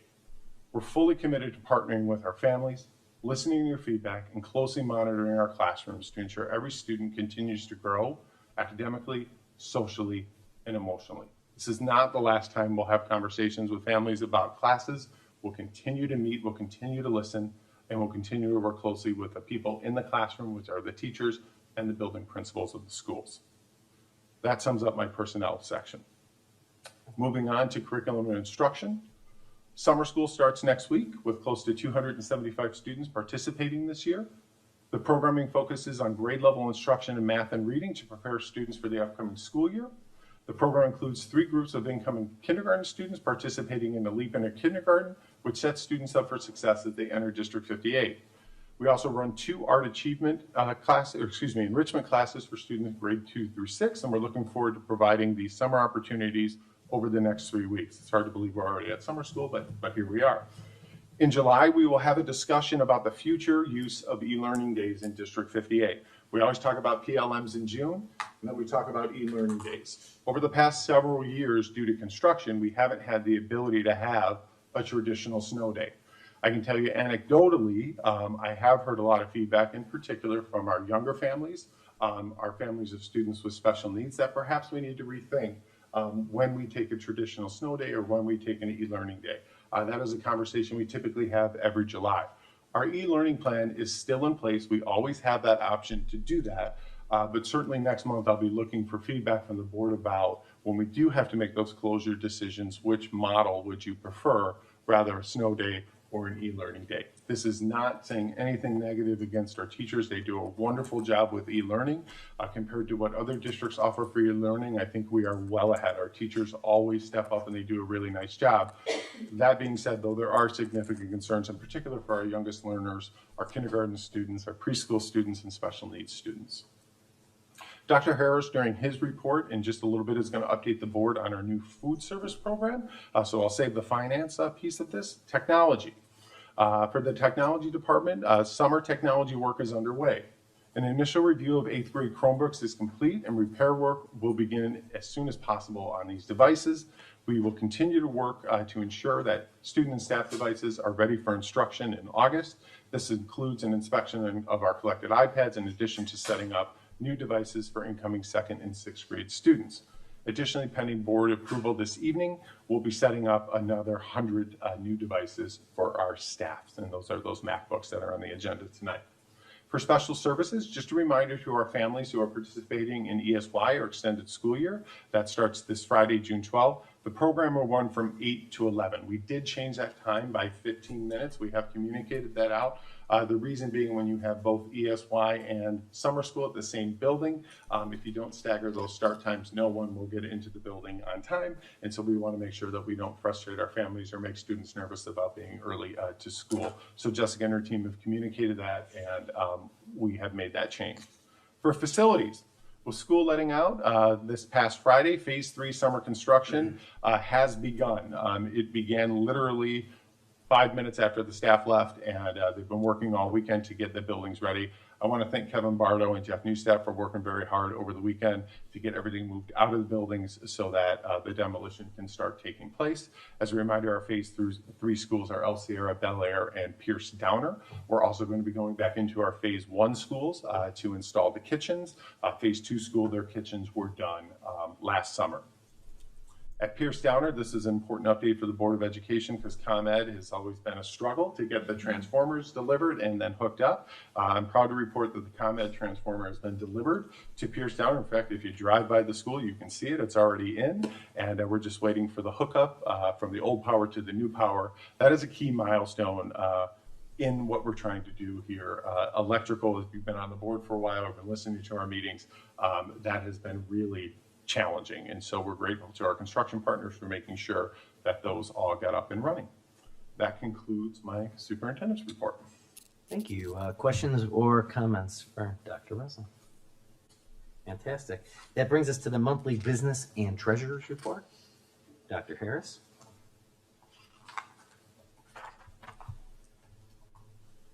Hello again, members.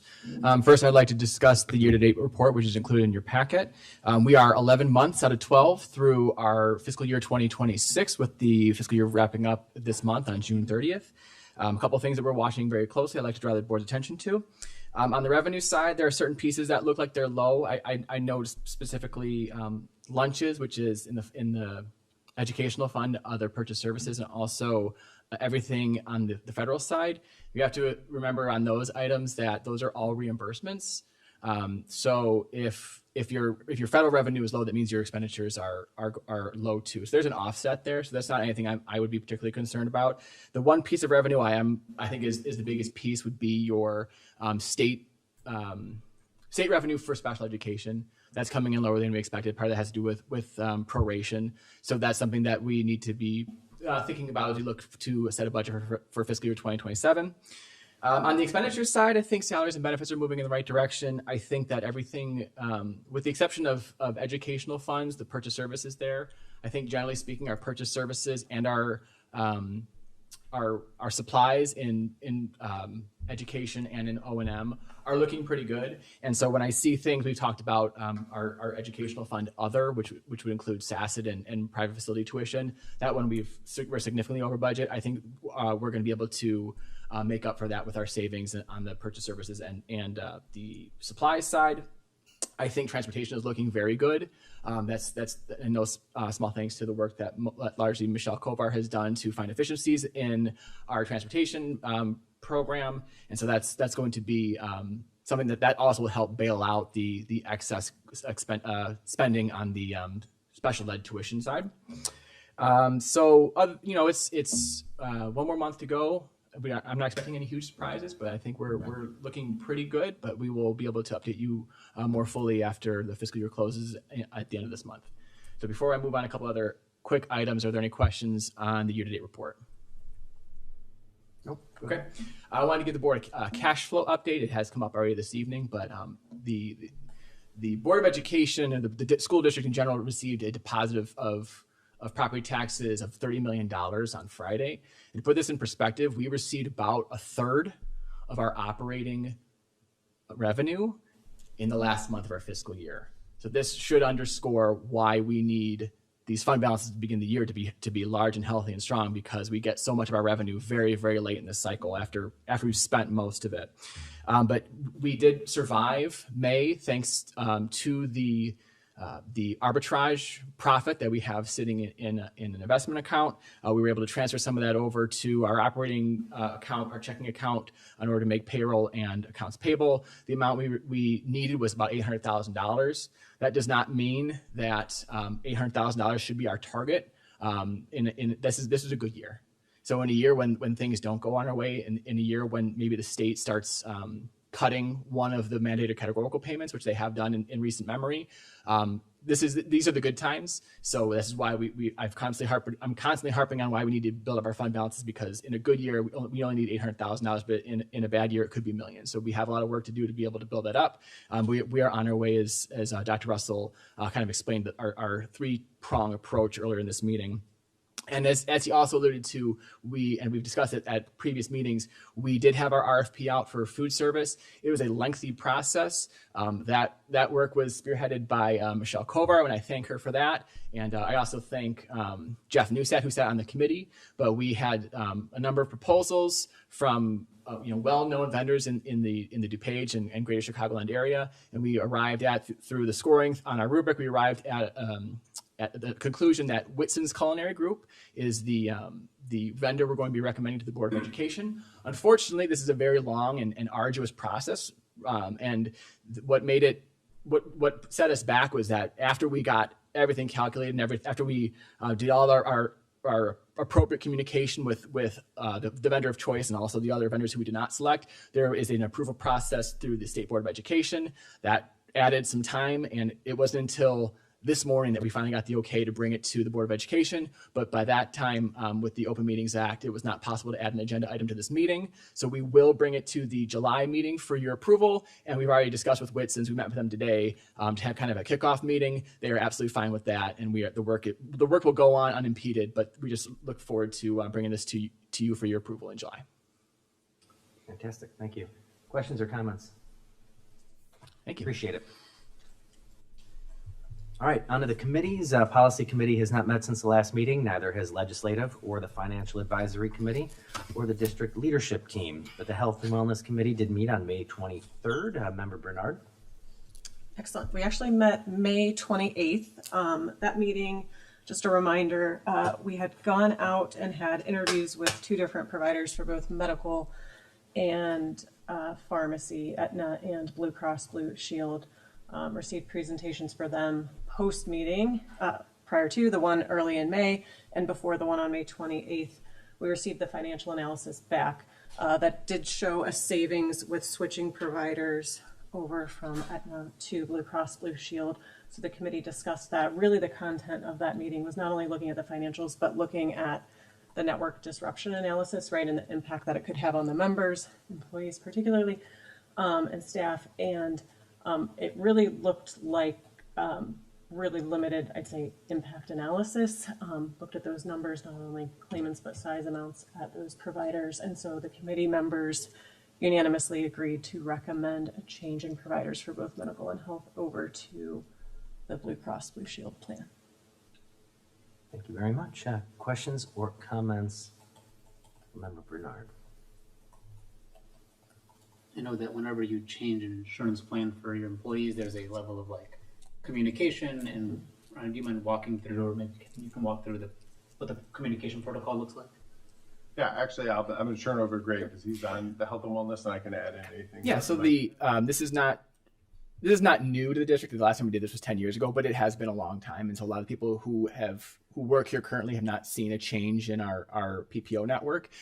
We are bringing this to the Board of Education also at the July meeting, and it will be in effect just January 1st. So we have a 6-month runway to help our members to explain the change, to explain the disruption, to explain the concept of the tiers within the in-network, the quote-unquote in-network classification.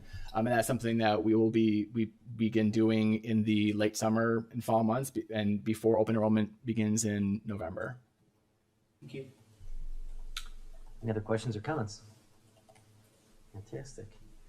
All right, SACID has met, so Dr. Russell. Yeah, so the biggest update I have for the Board of Education is SACID, at the request of member districts, including District 58, has paused their facility work for a month as we got more answers on any potential debt certificates that SACID would be taking in for their new facility. We wanted to make sure that all of our questions were answered in terms of, can this truly just be paid through our regular tuition and not be an added cost to the district? That has been confirmed, that yes, it can be handled through the tuition. We also wanted to make sure that while SACID, the debt that they will take out is under SACID's name, SACID is a special education cooperative that cannot levy taxes. And so we wanted to make sure that we had all of our answers in terms of, how does this impact the school district? Would that impact our ability to redo our DSEB, which is very important? We've been talking about that. That will not. The other question we wanted answered was, when you look at our overall debt as a school district, if we're effectively co-signing on this loan, would that limit us if, you know, future boards or this board wanted to go and ask a referendum question or anything along that nature? Would that limit our ability? And the answer to those is no. We're well below our debt ceiling. So last Wednesday, every superintendent with their business manager, or CSBO, excuse me, attended this and had an opportunity to ask questions. So at the July meeting, I will be bringing back to you updated joint articles of agreement. Member Hannes and I also attended two Wednesdays ago, I believe it was. The same night, I think, when we had the Lester parent meeting, we attended that meeting just to make sure that at both the board of directors and the governing board, we were all getting the same message and that we were all understanding it. And so I appreciate Member Hannes attending that meeting with me. Things are lining up the way they're supposed to here, but for this Board of Education, I provided you the handout from that meeting, what that meeting consisted of. I would encourage everybody to review that. If you have any questions, we will be bringing that back to you in July. Of course, all of this is contingent on SACID finding a facility that can meet the cooperative's need. That is within our budget, and they're still looking at several properties. They put bids out on several properties, and so we're just waiting to see which one will be the final property and make sure all the numbers align. So with that, I think it's an important distinction. You talk about them taking on a loan and being able to pay that back with the dues that we pay for special ed.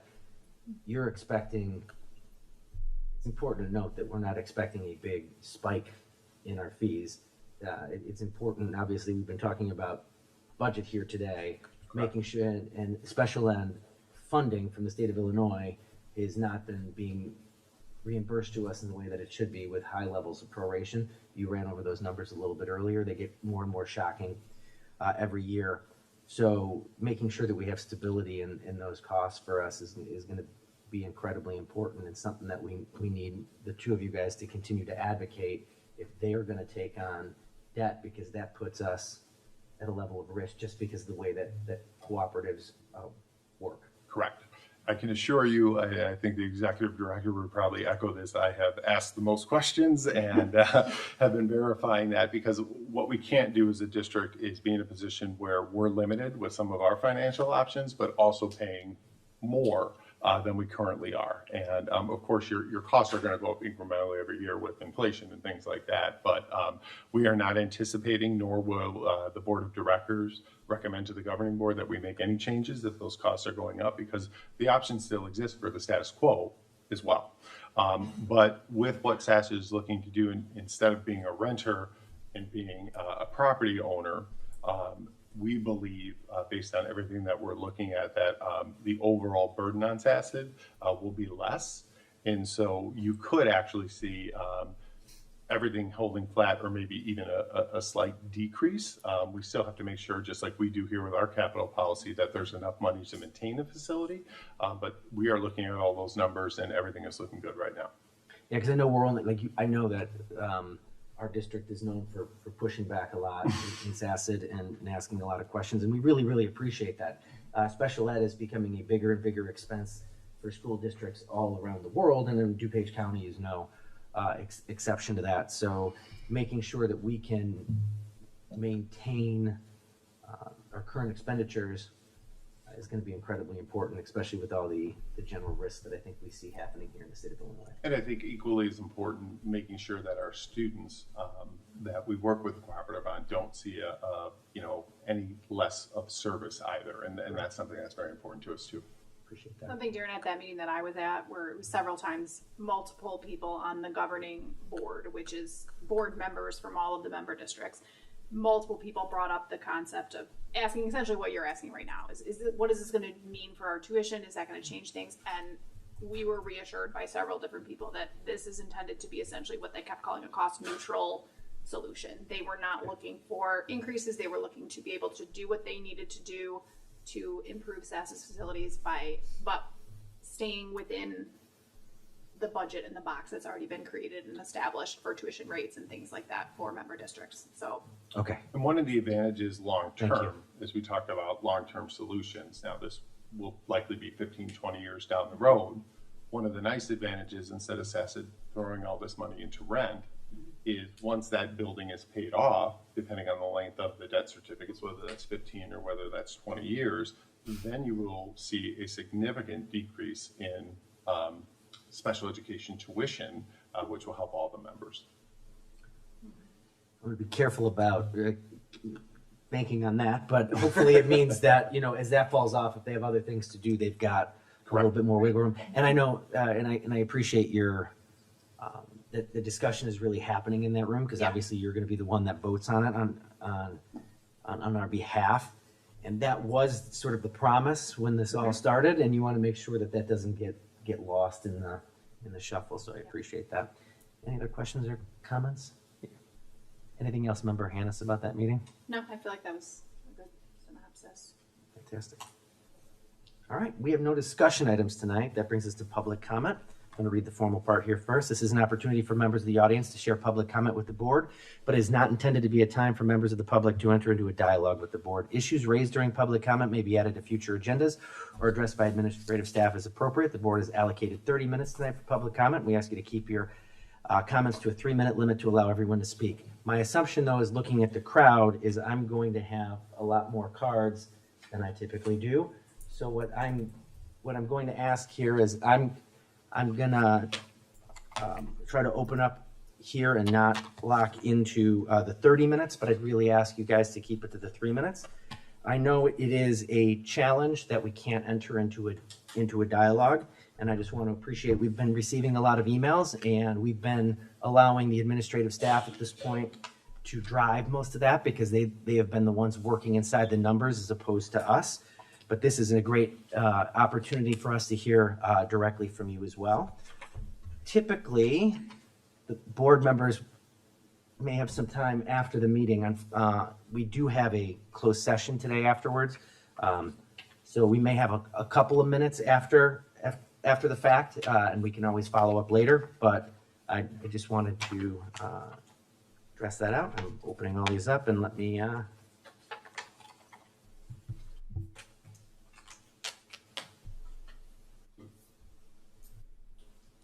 Caitlin Papadopoulos from Leicester.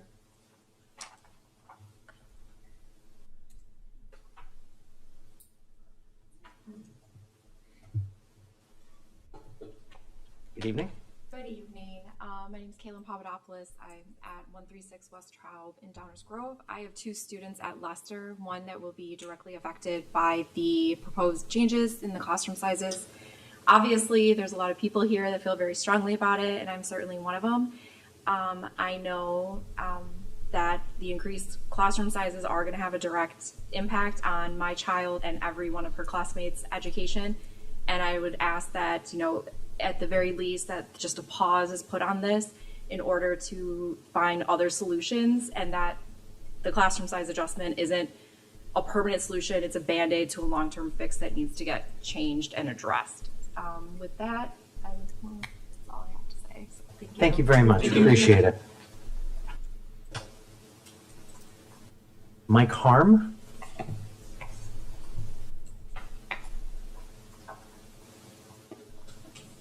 Welcome. Thank you. My name is Michael Harm, resident of Downers Grove since 2021. I have one son who's a kindergartner at Leicester, and my daughter will be in Leicester in 2028. So I joined the meeting this evening to share my concerns regarding the proposal to increase class sizes at Leicester Elementary. I wanted to outline some of the primary and secondary effects that the board is well aware of, but wanted to know that your constituents are aware as well. Diverting resources from classrooms.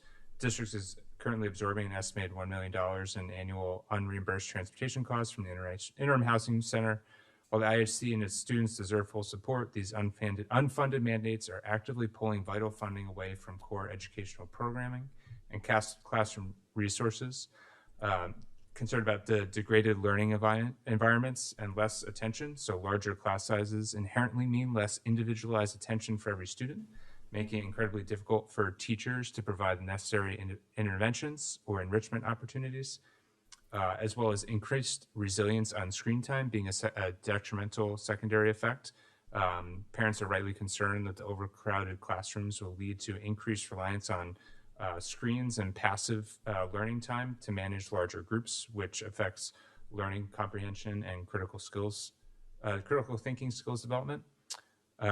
So asked to the board is to pause the proposal while we conduct a full evaluation to increase class sizes until long-term financial sustainability plan is completed and alternative cost-saving measures are thoroughly vetted.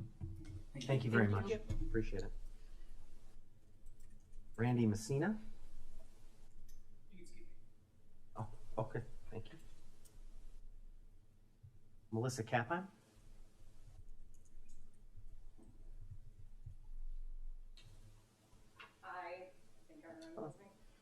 Welcome. Yeah, welcome.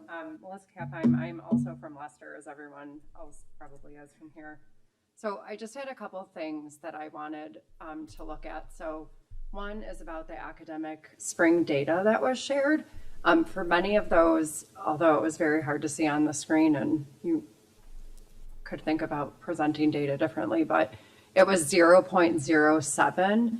And I looked at the ECRA as actually 0.2 is when you actually see improvements. So yes, that any move there, but I want us to think about meaningful improvement, right? So for anyone that has diabetes, if your hemoglobin A1C drops by 0.1, it didn't mean it got better. It's not clinically significant, right? So I want us to think about our education data that way and really be okay, be critical about it. And I don't see that at these meetings. I didn't see it tonight. I saw everything was green and fancy and great, and I don't agree with that. I don't think that increasing class sizes, it has an impact on education. There's research to show that. We should all know that. I know that at one point you had 30 people in your class. That doesn't mean it's okay. That's not okay for my kid. It shouldn't be okay for any of our kids. Dr. Russell, I always really appreciate it. I think your address was much needed, and I am happy about that. And then the other thing that I really want us to look at is teacher satisfaction. I think you both said you're educators. When your class size goes up, you're not as happy, you're not fulfilled. And so I want to know where that marker is going to come in. How are we going to address that? Oh, look, I have tons of time.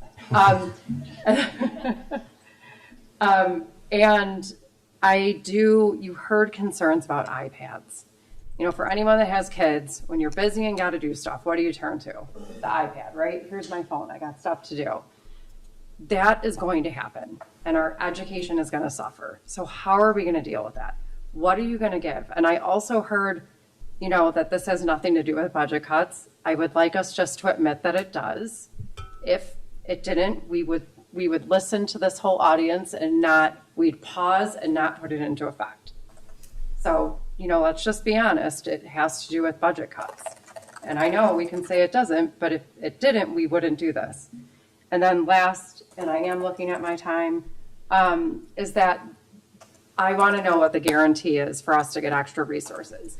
The same number of students are staying, but you're removing teachers. So you're removing adult bodies, but the same number of kids. That doesn't work. So I want to know what's going to happen. I want it documented, and I want some promise made that if you're doing this, something changes. And I don't see that yet, and that's why people are asking us to pause. So, thank you. Thank you. Thank you.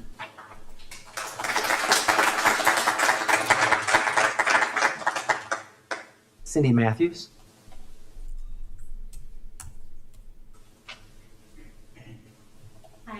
Well, I welcome. actually put most of my stuff in an email, so I'm not going to repeat what the questions that I had were, and I look forward to getting a report back on the IHC and how parents can help advocate. And one thing I want to talk about, Mr. Hughes, is you mentioned District 203. District 203 did have a $12 million deficit that they had to plan for, but the board rejected the plan because 80 parents showed up in that room. The board asked the administration to find other places to cut, and they found cuts in non-essential travel. They found cuts in places that they ended up being able to save a bunch of staff. Because I know while we say this isn't related to the budget, everything lives within a budget. Every choice we make lives within a budget. So when we decide to cut interventionists, when we decide to cut instructional coaches, as we are introducing a new math curriculum, when we decide that at a time we are increasing class sizes, we no longer have the budget for having technology monitoring for parents because we can't afford it. All of those choices live within a budget. And I know we keep hearing that large class sizes used to be the norms, but as others are saying, today's classrooms aren't what they were 10 years ago. We have more kids with IEPs, 504s, fewer interventionists, more technology filling the gaps that teachers used to fill. At our community meeting at Leicester, a parent stood up and talked about a child that was in one of those large kindergarten classes and said that they slipped through the cracks. That child is now facing a large 5th grade class at Leicester. That's not a data point, that's a kid. And I'm not here just talking about Leicester, by the way. As you'll notice, my petition had people from all across the district. I think if we have a target class of 26, if we have 24, our goal should be 100% of those classes stay below that, not 80%. That feels very arbitrary because we're letting 20% of those classes slip through the cracks. We chose those numbers for a reason because we think they're important. So to wrap up, we want to know, how can we help? Is there any way to find resources to keep these classes smaller, bring back the interventionists, bring back the instructional coaches, bring back the technology monitoring for parents? Is there, and if not now, what does that path back look like? Do we need to talk about levy? Do we need to talk about other ways to bring more money into the budget? Parents want a seat at the table. We want to help, so let us know what we can do to help. Thank you. Thank you. Thank you. Appreciate it.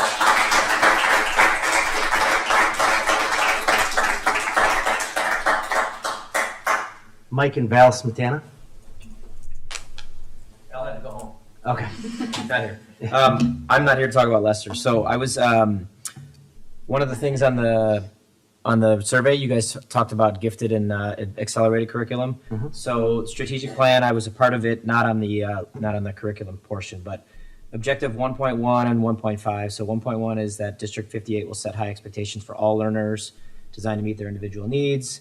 1.5 is commit to regularly evaluating and improving upon our curricular offerings to ensure that students have equitable access to broader areas of learning. So the gifted program was adopted in 10 of 2014, October, and it was revised in April of 2018. So those things don't seem to be connecting to your objective 1.5. MAP is a primary ranking for teachers. But when we have meetings with them, they say like that's only one data point, but MAP is like the primary data point to put kids in accelerated and gifted. And then that leads into like math acceleration over the summer, leaves foundational elements of education to the students and the families. So the kids that are accelerating, clearly they probably able to do it, but a check would be good there. Appeals process, I don't know if I could find one. If I missed it, I'd like to know where I could find it on the website. The criteria for it is a lot of it's old, like Renzulli scores are from like the 1950s, and we're still using those. I had a daughter that was in the gifted program. They sent her off to school. She wasn't automatically placed into the gifted program, which was kind of strange.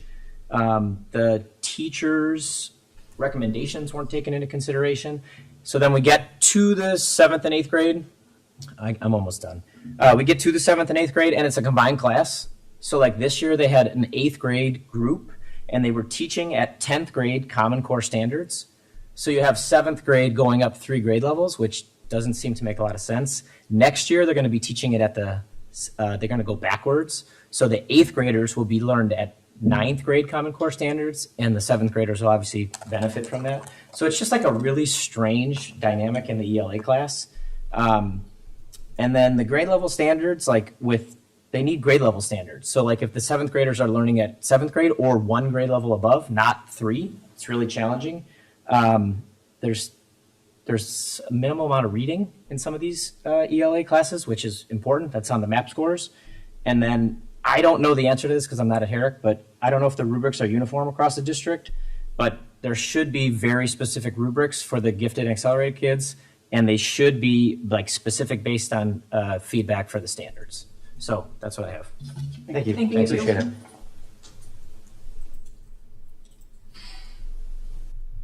Diana Rhodes.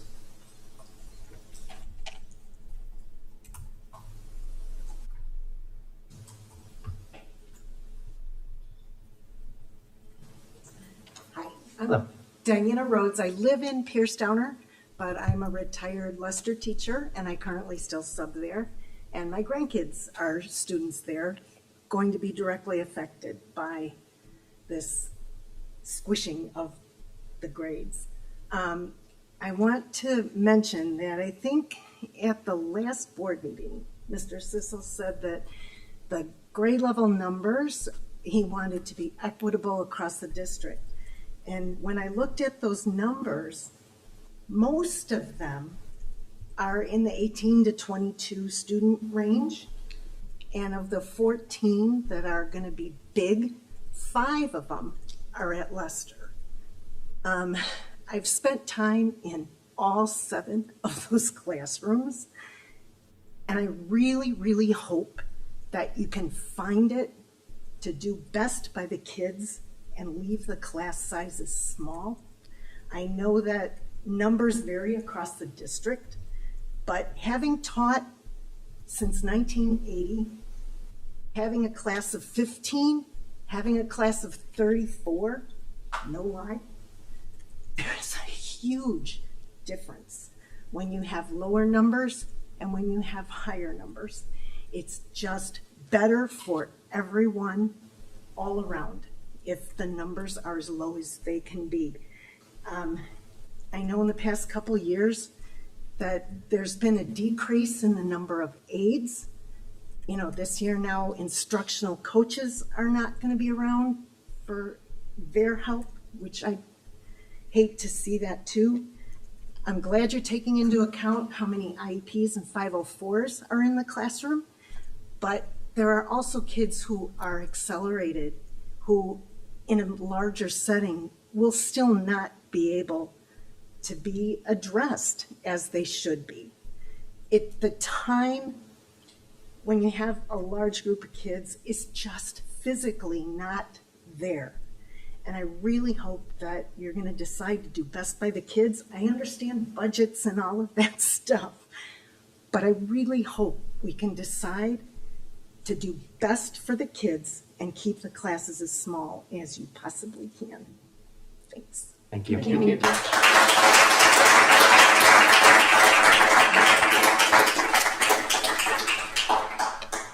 David Trotz.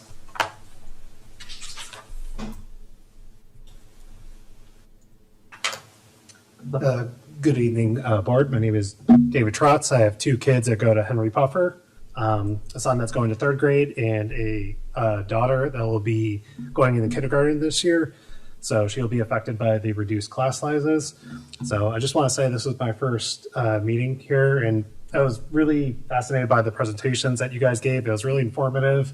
I learned a lot, but just one thing that I was confused on was the fact that there's this plan has been in place for about 8 to 10 years now, and this is not a new problem that I guess we're encountering with the squished class sizes.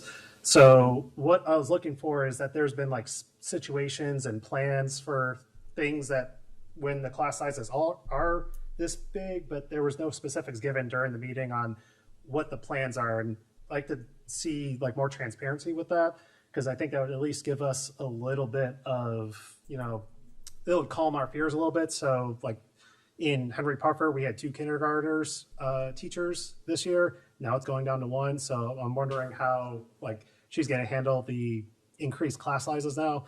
With that information, at least we could have an idea of what's, going to happen.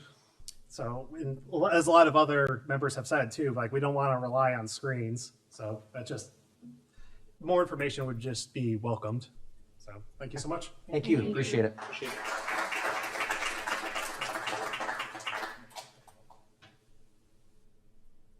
Allison Sues.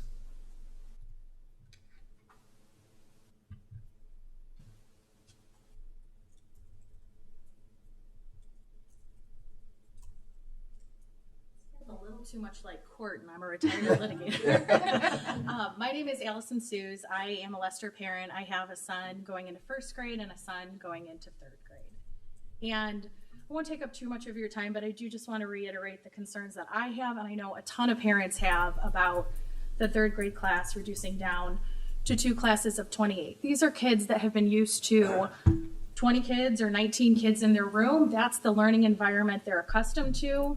And now they're going to be thrown into a totally different environment. I appreciate it. I think I heard today that we're acknowledging that 28 kids in a class is not ideal. It's outside of what we hope for the majority of our students, and it's outside of what the county average is, what the state average is, what our neighboring schools are. I know with community schools, there's some inequity, but I'm really hoping to hear if these class sizes do get reduced, that there's going to be steps taken to bridge the inequity for these huge classes. I heard a lot of things that could happen if there are problems that come up, but that just feels very reactive to me. We have to wait and see if our children are going to suffer in substantial ways and then somehow communicate those things that are not always shown in test scores. And only after our students have suffered in this new environment could potential changes been made. So it feels very reactive and very vague, and I would just reiterate our concerns and our hope that we can have some more solid options to make sure that these kids don't fall through the cracks. Thank you. Thank you.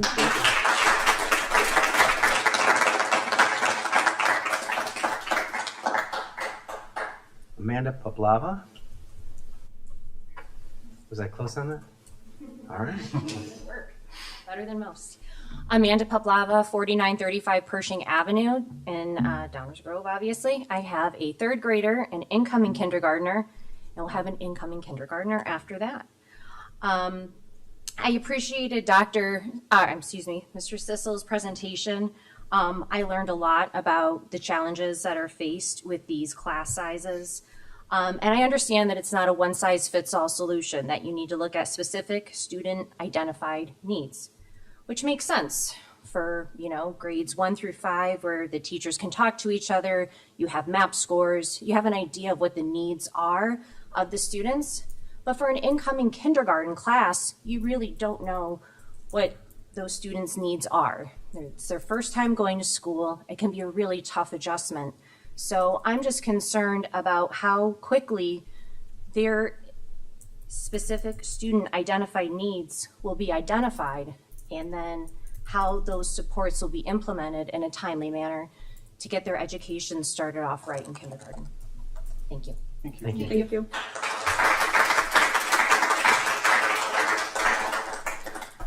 All right, last card that I have, Oliver Knockett. Is I anywhere close on that? I had a good run going there, and then It's fine. Nobody ever gets it. So, first of all, thank you for having us in this wonderful building. Opened up in 2025, right? Different set of funds, because we've been reminded constantly throughout this process that a lot of the parents, we just don't understand how the budget process works. I see in the financial workshops from last year, though, we knew the COVID funding was being pulled back. We're essentially doing a grab at our savings account to fund the last month of school, to keep the lights on, to pay the teachers who work relentlessly to make our kids have the best education possible. One of the things that's been cited is the interim housing is creating a deficit issue that the state and the county has not compensated the district for. And I'm just going to say it. It feels like we've just abdicated any responsibility for trying to rectify that. There are much better people in this crowd that have articulated how it's going to impact our children. But we're relying on a savings grab to get us through the last month. What's the plan next year? We have all these restrictions on our budget. What are we doing? I hear that this is not a budget related issue, but then everything is boiling down to a budget. The other thing that's really disappointing about this situation is repeatedly it has been cited that we have to settle for the fact that in the past we have had larger classroom sizes, that we've had to do more with less. We have made all this progress, and now we're just willingly going back to pre-COVID reality that no longer exists. These guidelines were created before the world changed, and we're essentially saying, nope, we're still making good decisions based on those guidelines. It is incredibly disappointing to hear this kind of response, to be frank. We have known about this budget issue for a long time, and I feel like I abdicated my responsibility to know about this kind of issue. But this is not new news. So I'm proud that this community has stood by some of the most vulnerable to make sure that those who are unhoused are getting their educational needs met. But I'm wondering, what are we doing? Because there doesn't seem to be a plan. Because it's going to be just somebody else's kid the next time around that their education is going to be sacrificed. So I'd like to see something more than just abdicating and saying, well, we're hopefully going to get something better from the state. Thank you. Thank you. Thank you.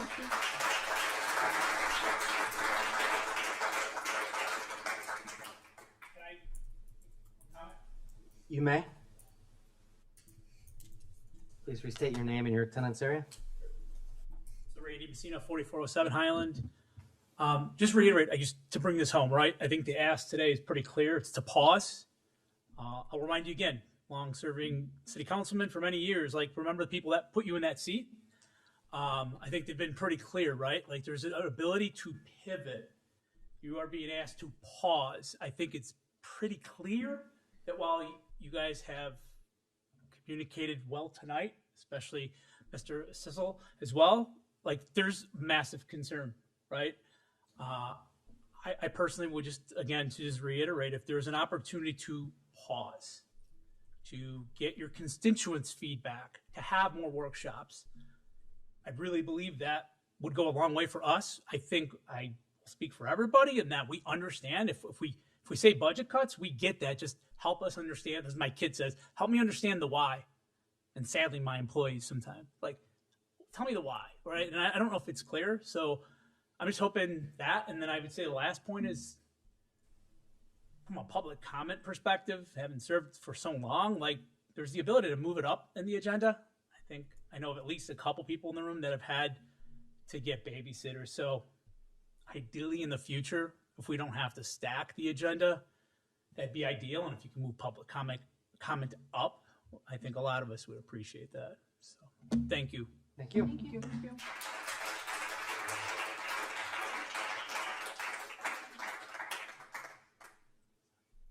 Thank you very much. I appreciate you all keeping it to the time limit. It's important for us to hear from you, and we greatly appreciate you guys being here tonight. As Dr. Russell said, we know that this isn't the hottest ticket in town. We know that you're here advocating for your children, and we appreciate it. It is a long meeting to sit through. There's also a lot of important content that we do want to make sure, a lot of relevant content that we do want to make sure you hear. But I do appreciate what you're saying as well. I know a lot of us have younger kids at home that we have to make sure are covered. So thank you guys for being here tonight. All right, we're going to move on to the approval of minutes. Are there any suggested revisions to the minutes in the packet of materials? If not, is there a motion to approve the minutes for May 11th, 2026, the regular meeting as presented? So moved. Second. All right, all those in favor? Aye. Aye. Any opposed? The motion carried to approve the minutes from May 11th, 2026 regular meeting as presented. Is there a motion to approve the minutes of the May 18th, 2026 special meeting as presented? Motion. Second. All right, all those in favor? Aye. Any opposed? The motion carried to approve the minutes of the May 18th, 2026 special meeting as presented. We have a consent agenda tonight. Are there any items that board member would like to have considered separately? All right, if not, is there a motion to approve the consent agenda consisting of the personnel report and financial statements consisting of the list of bills and summary? So moved. Second. All right, Melissa, please call roll. Member Joshi. Aye. Member Hannis. Aye. Member Thomas. Aye. Member Bernard. Aye. Member Hughes. Aye, the motion carried. The consent agenda has been approved as presented in the packet of materials. We have some recommendations for action tonight. First up is the fiscal year 2026 amended budget. Is there a motion to approve the 25-26 amended budget as presented? So moved. Second. All right. Melissa, will you please call roll?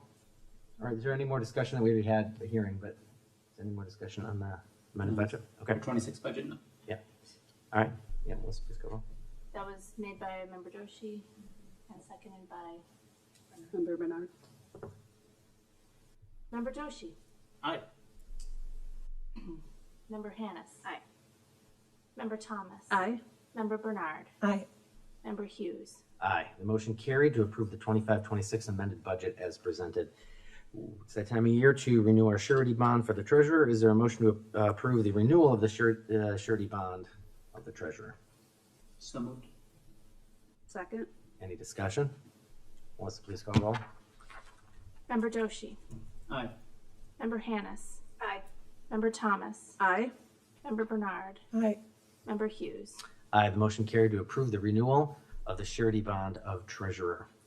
We have a resolution for the reduction in days, hours of full-time educational support personnel employees. Is there a motion to adopt the resolution regarding reduction in days and hours of full-time educational support employees? So moved. Second. Any discussion on that? All right, let's please call roll. Member Doshi. Aye. Member Hannis. Aye.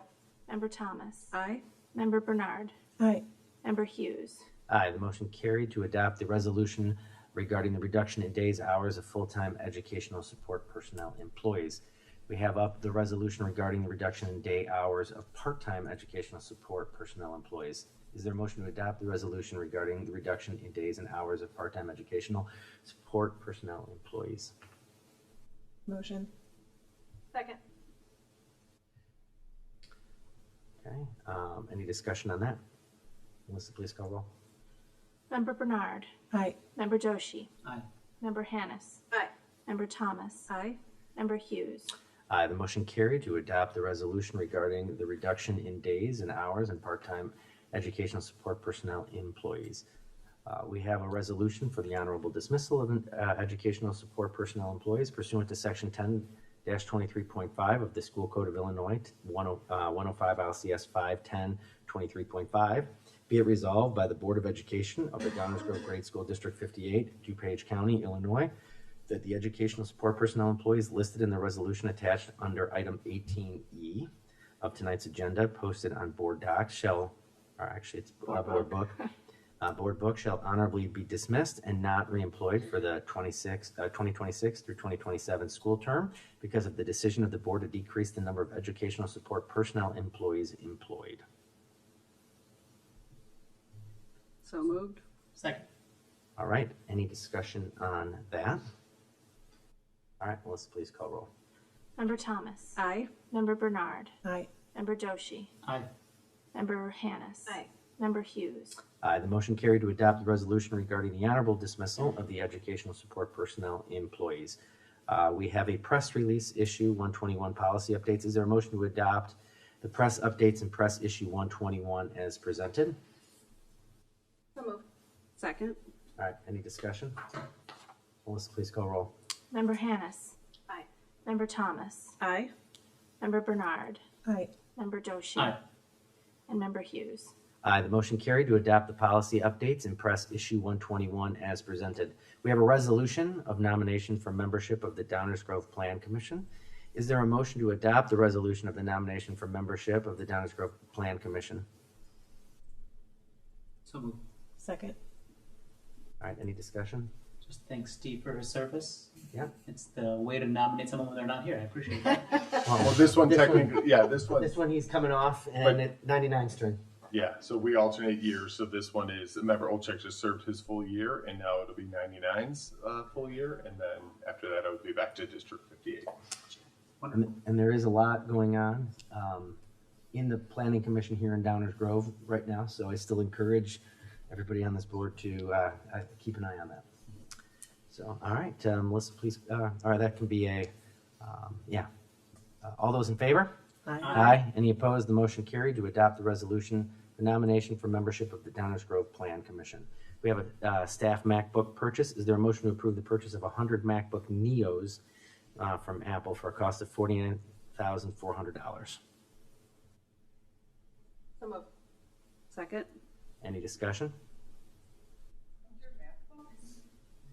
Melissa, will you please call roll? Member Hannis. Aye. Member Thomas. Aye. Member Bernard. Aye. Member Joshi. Aye. Member Hughes. Aye.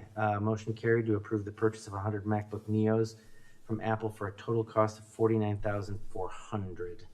We have Community Solar Subscription Agreement. Is there a motion to approve the agreement with Community Solar Authority pending legal review and resolution of the early termination fee provisions? Motion. Second. Any discussion? Just to clarify on this one, we're waiting for the legal approval of the contract, right? Correct. Is there a reason that we're doing it now versus a month from now? Yep. So our attorneys and their attorney have been going back and forth for a period of 7 to 10 days. What we received to attach to the agenda this afternoon, we were advised by our attorney it does not fully capture the verbal agreements that the two attorneys had made when it came to the language around termination. So we are asking the board to approve this pending the satisfactory resolution of those items and that they appear in writing in the final contract. The reason we are not waiting until July to bring this back to the board is we don't believe the offer will still be on the table from Community Solar Authority in July because the developers want to get subscribers and we want to seize this opportunity. When you get past the early July, you run up against the sunsetting of a lot of the federal solar incentives because of the One Big Beautiful Bill. So what we talked about at the previous meeting about the 10% incentive may very well drop to 8%. So we are eager to get this approved by the board pending the legal review at this meeting. Thank you. I was just going to say thank you for the legal review, and I think the diligence on the termination clause. It gives us flexibility for potential future endeavors on site. So thank you for that. All right, Melissa, please call roll. Member Bernard. Aye. Member Joshi. Aye. Member Hannis. Aye. Member Thomas. Aye. Member Hughes. Aye. The motion carried to approve the agreement with Community Solar Authority pending legal review and resolution of the early termination fee provisions. We have a transfer of monies from Education Fund to the Debt Service Fund. Is there a motion to approve the transfer of $260,000 from Education Fund to the Debt Service Fund? Motion. Second. All right. Any discussion on that? Melissa, please call roll. Member Bernard. Aye. Member Joshi. Aye. Member Hannis. Aye. Member Thomas. Aye. Member Hughes. Aye. The motion carried to approve the transfer of $260,000 from the Education Fund to the Debt Service Fund. The fiscal year 2027 property casual workers compensation insurance. Is there a motion to approve for $718,778.31 for the insurance coverages listed in the attached memo for the period of July 1, 2026 through June 30, 2027? So moved. Second. Okay, any discussion on that? Melissa, please call roll. Member Joshi. Aye. Member Hannis. Aye. Member Thomas. Aye. Member Bernard. Aye. Member Hughes. The motion carried to approve $718,778.31 for insurance coverages listed in the attached memo for the period of July 1, 2026 through June 30, 2027. All right. Consolidated District Plan. Is there a motion to approve the District 58 Consolidated District Plan for the 2026 through 2027 school year? So moved. Second. Any discussion on that? All those in favor? Aye. Any opposed? The motion carried to approve the District 58 Consolidated District Plan for the 26-27 school year. We have the adoption of the Professional Learning Mondays for the 2026 through 2027 school year. Is there a motion to continue the implementation of Professional Learning Mondays during the 2026 through 2027 school year? So moved. Second. Any discussion on that? I'll just name that we set these in place, I believe, 7 years ago. Is that right? 1920 was the first year. Not 1920. 2020. The 1920 school year. 1920 school year. I'm not that old. Yes, 1920. Okay, yeah. There is a choice we make here and a commitment from our families to have those early release Mondays for the benefit of our teachers, but also then needing to find alternate care plans for students. And so just wanted to just name how important it is that we continue to get regular updates on the effectiveness of PLM spaces. It is a sacrifice that the entire community makes in support of our teachers. And so just want to appreciate the steady rhythm. I know that when we approve curriculum changes, or when we approve an adoption of particular technology standards to be taught in our classrooms, those have to get rolled out somewhere. And so as a board member, I continue to want to endorse this as a vehicle by which we help our teachers to build the knowledge, the skills, and the mindsets to be able to roll those out. But it doesn't come without a cost, and it comes with the cost of our community members to find care for that additional time. And so just wanted to say, I continue to endorse it because we continue as a board to want to continue to invest in our classrooms in meaningful ways, which means we aren't teaching the same thing we taught last year or the year before. We continue to evolve. That also asks our teachers to continue to evolve in their learning. And so it goes hand in hand. I just wanted to acknowledge it. The other benefit also being that was referenced in the presentation, the move away from pulling teachers from instruction during the class day is so important, and that Professional Learning Monday allows that to happen. That is a good point, because I will tell you that I was reluctant to support it when we were first, doing it.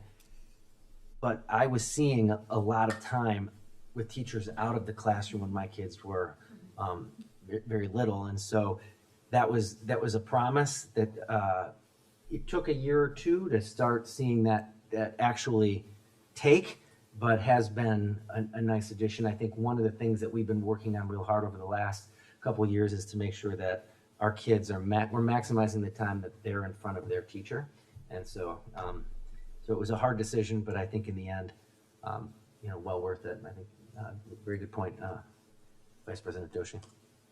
Any other comments or questions? Discussion? Okay. Melissa, all those in favor? Aye. Any opposed? The motion carried to continue the implementation of Professional Learning Mondays during the 2026 through 2027 school year. We have a Power School contract renewal. Is there a motion to approve the 3-year contract with Power School for a total cost of $267,439.60? So moved. Second. All right, any discussion on that? This is less so for this year. I understand that we will need a transition period should we ever choose to switch to a different SIS. I'm curious on what are other districts doing in the world of SIS today? If we were to consider a transition at some point in the future, what are the things that we should be considering? I know James, you've looked into it a bit, and just wanted to see if you had some thoughts around like what trends are we noticing in this space? If Power School isn't the answer, this is a sticky cost because once you're invested in it, a lot of your systems are built around it. Mm-hmm. But I also just wanted to think about what does the future hold in a world where we have a multi-$100,000 contract for a software. Power School is still definitely the market leader in this space, and they do a lot of things well, and there's a lot of extensibility with Power School and a lot of customization that really just can't be matched in a lot of other systems. So this is probably one of the situations where the grass isn't necessarily greener anywhere else. I think you get some benefits in other areas. District 99 just adopted Infinite Campus. They had to switch. The product that they had used previously had been acquired by Power School, and Power School essentially shut it down. So they were forced to making a change, and they evaluated a lot of options. So it'd be one thing if you were selecting from scratch. I think we could probably save some money with some other tools, not a considerable amount of money, but there's probably some cost savings. There's probably some value in having more streamlined platforms where Power School, the user interface isn't always the cleanest and the most user-friendly, and some of the tools seem like, because they do a lot of acquisitions, aren't well integrated. So with a tool like Infinite Campus, I think you might see some better integration of the registration tool and the and just the core student information system tools. So there would be some potential benefits, but so those are some of the things that I think the district could certainly consider. But you'd really have to spend a long time thinking about whether or not the upside is worth the institutional capacity required to make the change. Thank you. You're welcome. Any other discussion on that? All right, Melissa, please call roll. Member Doshi. Aye. Member Hannis. Aye. Member Thomas. Aye. Member Bernard. Aye. Member Hughes. Aye. The motion carried to approve a 3-year contract with Power School for a total cost of $267,439.60. All right, last up here is the surplus equipment. We have ovens, TVs, iPads, freezers, sprayer, steam table, service card, desks, and some cafe warmers. Is there a motion to designate the surplus equipment that is listed in the attached memo? Second. All right, any discussion on any of that? Melissa, please call roll. Member Doshi. Aye. Member Hannis. Aye. Member Thomas. Aye. Member Bernard. Aye. Member Hughes. Aye. The motion carried to designate as surplus equipment the items listed in the attached memo. That's our last one, but we have some announcements. On Monday, July 13th at 7 p.m. will be our next regular board meeting. It'll be right here at the Downers Grove Civic Center. The board now will meet in closed session. Is there a motion to move to closed session to discuss the appointment, employment, compensation, discipline, performance, or dismissal of specific employees of the district? That's 5 ILCS 122C1. The collective negotiating matters between the public body and its employees or its representatives, or deliberations concerning salary schedules for one or more classes of employees. That's 5 ILCS 122C2. And the discussion of minutes of meetings lawfully closed under the Open Meetings Act, whether for the purposes of the approval of the body, approval by the body of the minutes, or the semi-annual review of the minutes as mandated by Section 2.06. That's 5 ILCS 122C21. So moved. Second. Any discussion? All right, Melissa, please call roll. Member Doshi. Aye. Member Hannis. Aye. Member Thomas. Aye. Member Bernard. Aye. Member Hughes. Aye, the motion carried. The board will now move to closed session after a short recess. It's 9:47. Let's try to be in there by 9:55.